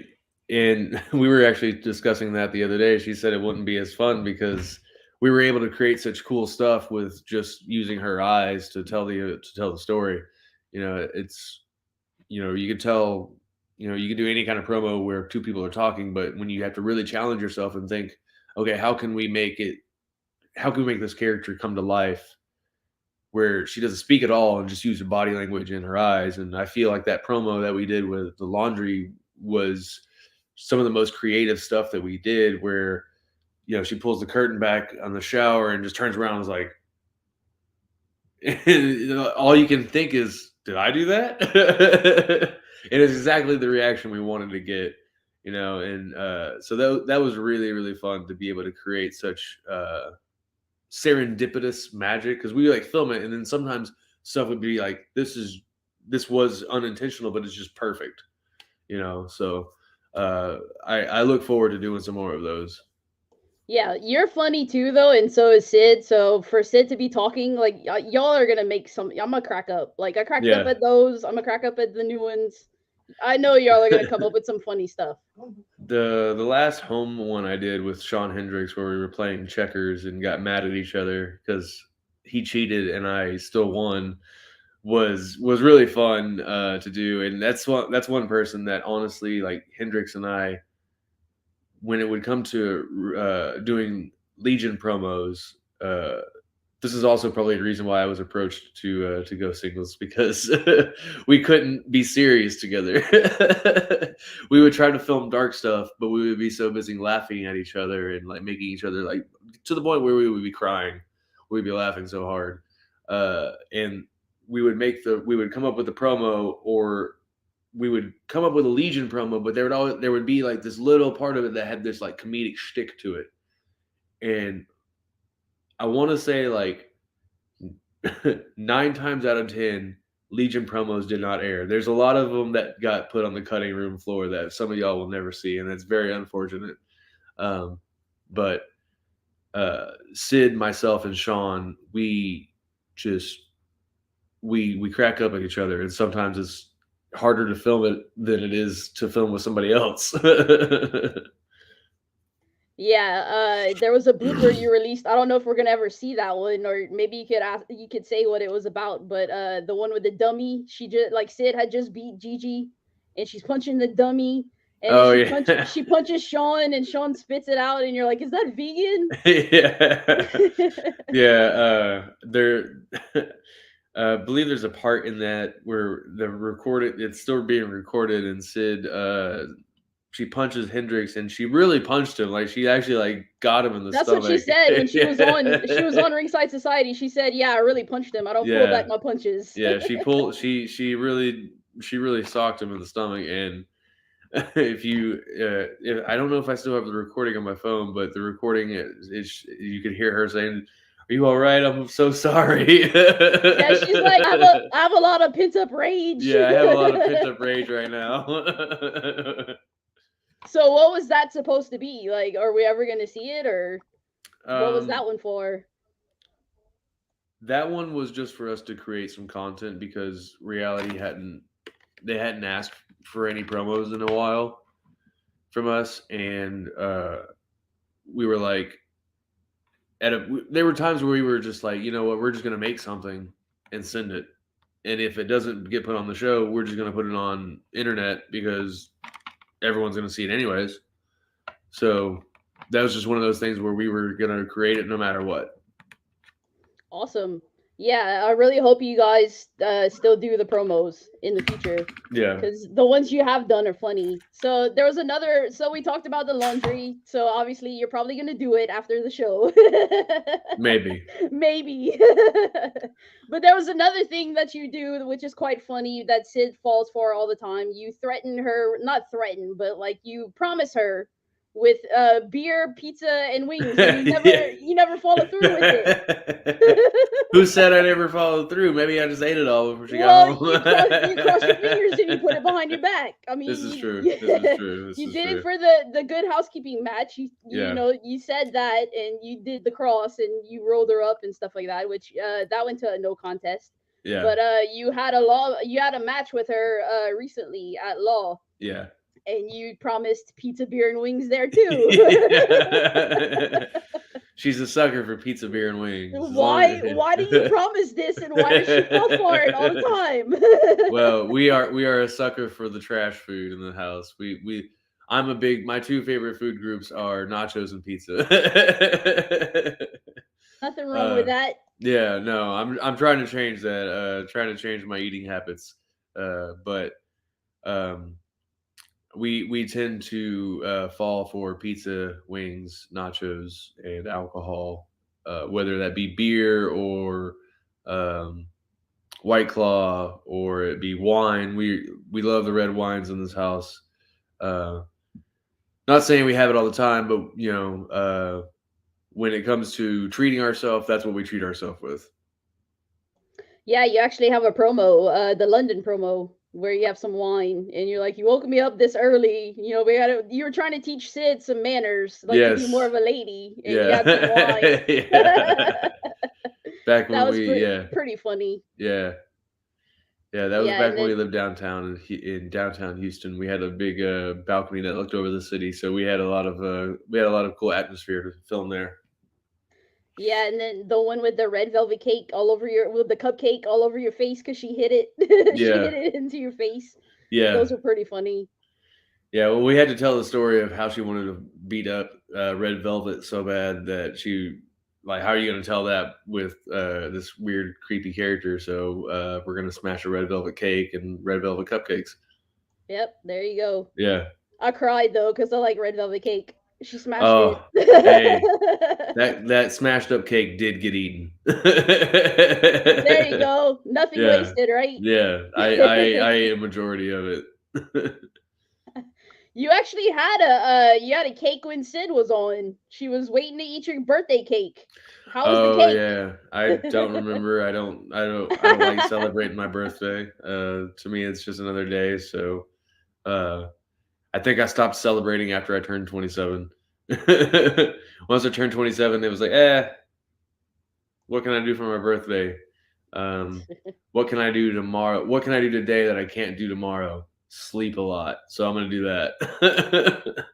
Yeah, people are like, do you feel older? I'm like, no, it's just another age. Like, it's my birthday. Whoop-de-doo, you know? Right. It's like you don't feel older. I guess maybe like when it gets cold, you might feel something, achy bones or something. Oh, I already ache all over just because of what I do. So yeah. So my last question before I turn it over to Remy, you mentioned you're in school and it's for broadcasting, and we also talked about the promos that you do. So if you had to do a school assignment or just for fun, you have a 12-year career. What would you put in that highlight video of the 12 years that you've been wrestling? Well, I would do like how I broke in, because I think that's pretty interesting. To go from the music industry, quitting your band, and then just jumping into the wrestling industry. So I would show that. Highlights, I would show like the things that I did as far as like I wrestled for Ring of Honor during All-Star Weekend. I opened up the pay-per-view. I did that. I got to wrestle people like Matt Hardy. I've gotten to wrestle Brian Cage. I've gotten to wrestle Yoshitatsu. I've gotten to wrestle Lance Archer 100 times. I've wrestled Ricky Starks. I've wrestled. I would like to showcase the things that I accomplished, and some of those things being like some of the title wins that I did, or like the feud that I had with Barrett Brown for like 4 years that we did. That was like the only feud I've really got to do. I did one with Jason Silver for a little while at ACW, but that one didn't mean as much to me as it did with Barrett. Barrett's one of my closest friends. And then, some future clips I'd like to put on there some future clips of what I am going to accomplish at Reality Wrestling, and where I end up at the end of all of this. But that would be an awesome highlight reel. Can't wait to see it one day. Same. I'll be the So one editing it. yeah. So before I turn it over to Remy, just want to say thank you for coming on the show. We've been looking forward to having you on the show for a long time, so I'm glad I finally, got to ask you, and you said yes to come on the show. Well, thanks for having me. Thanks Always for having me. appreciative, and it's always a pleasure to talk to you after the shows and hang out a little bit, and can't wait to see where you go next, and hopefully win all the titles. Same. All right, Remy. Izzy, it's an honor to have you on the show finally. It's great to finally get to talk to you after like 7 years. Didn't even know you were like totally different person. Yeah. And hopefully we can have you and Insidious back one day for a round two.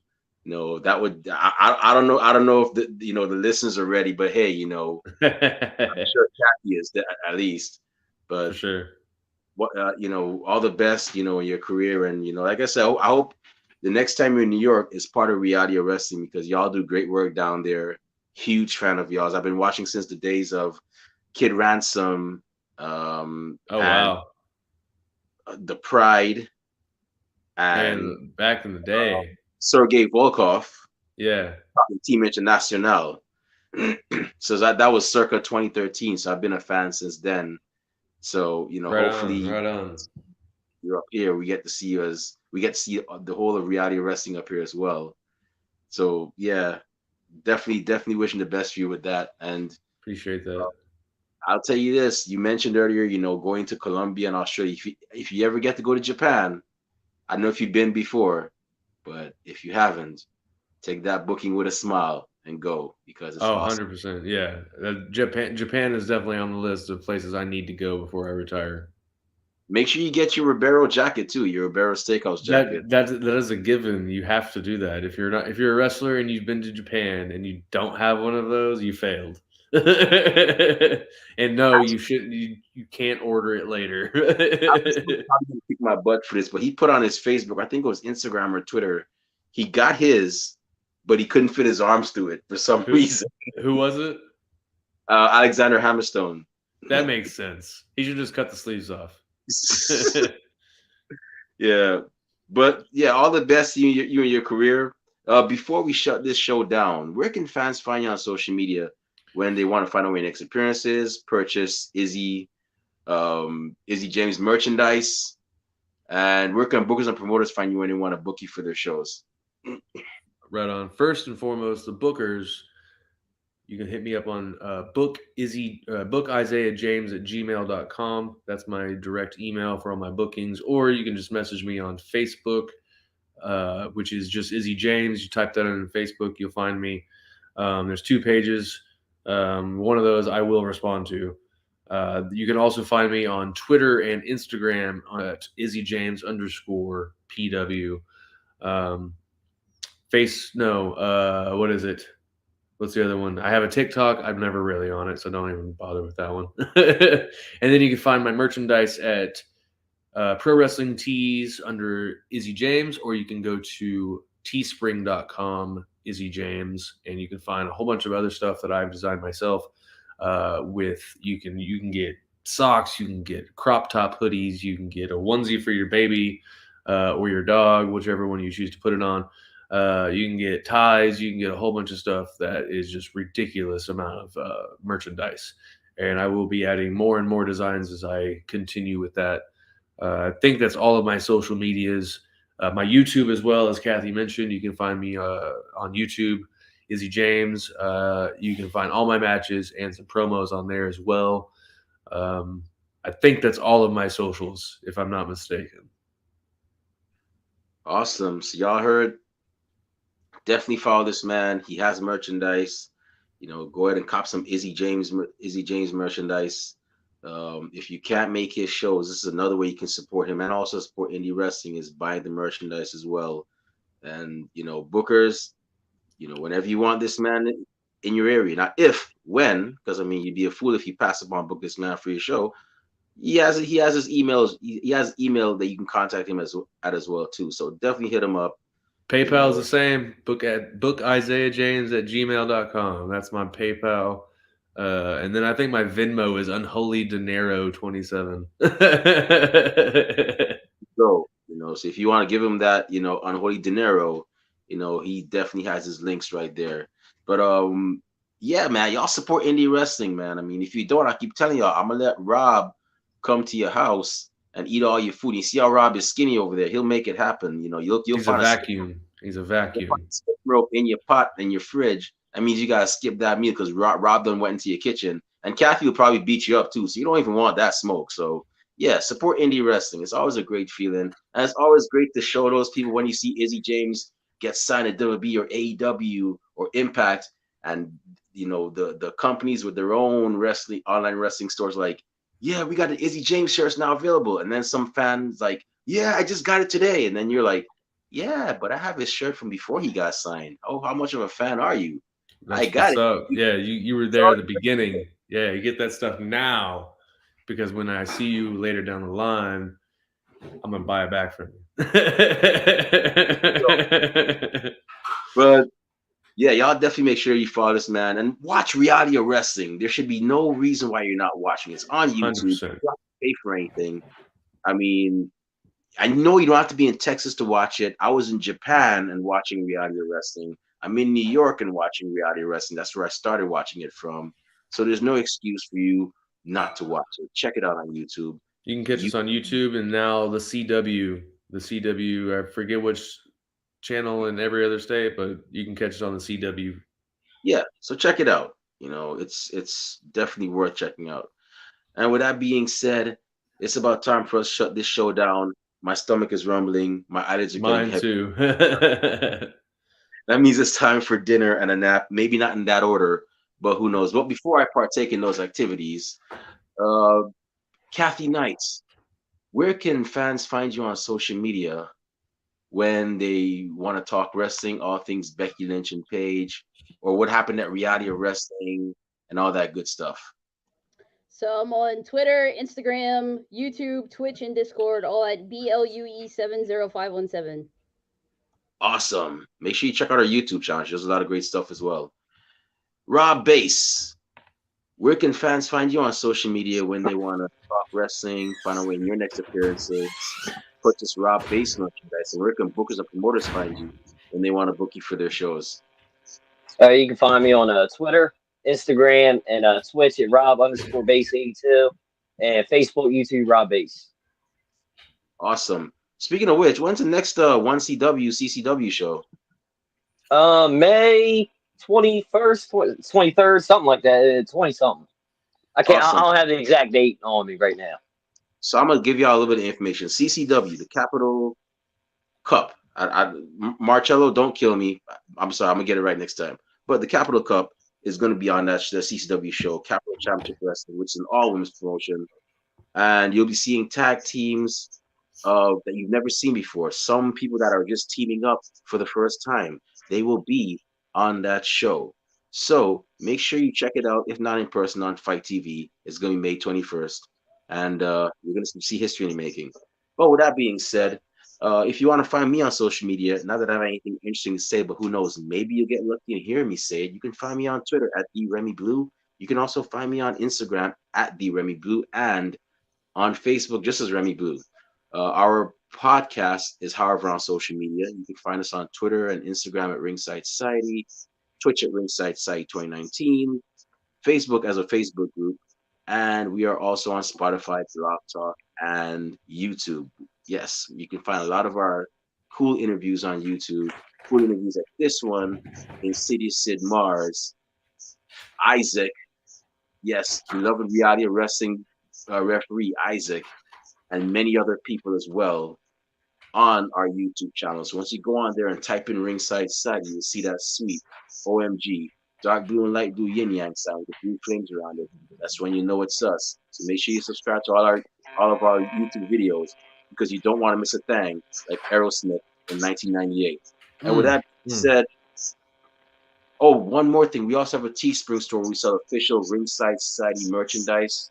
We have T-shirts, we have tank tops, we have long sleeve shirts, hoodies. We even have coffee mugs for your favorite warm beverage. So make sure you go over there, check out our store, purchase some merchandise. All proceeds go back into keeping this show afloat. And we also have a new design coming up. And let's just say this one's for the referees. Y'all gonna like this one. Maybe not, but who knows? We kind of live on controversy sometimes here. But check us out. And with that being said, we just want to thank everybody tuning in tonight live. We really and truly appreciate it. You know, we strive to be not just one of the best podcasts a wrestling fans should listen to, but to also bring you some of the best content wrestling wise as well. So thank you very much for that. To those of y'all that are going to listen us later on, thank you very much in advance. And those of y'all that hate us, can't stand us, really and truly wish we'd go away and take our merch. Well, like myself at the Golden Corral, Rob Bass at the Taco Festival, and Kathy Knight at Cafe Duban on their buy one get one free special, we ain't going anywhere for a while. They hate us because they ain't us. And we ain't stopping. But with that being said, we just want to let everybody know that we're very well aware. Yes, we know everybody and their grandparents and their parents have a podcast. But we're not your grandparents' podcast. We're not your parents' podcast. As a matter of fact, we're not just any podcast. Hashtag we are not the same. Rob Bass, Kathy Knight, the Wyclef Jean, and Lauren Hill to my pros Michelle. One time for the mind, one time for the people, one time for the wrestling culture, and one time for the former reality of wrestling tag team champion, soon to collect more belts in reality of wrestling and nationwide, Isaac.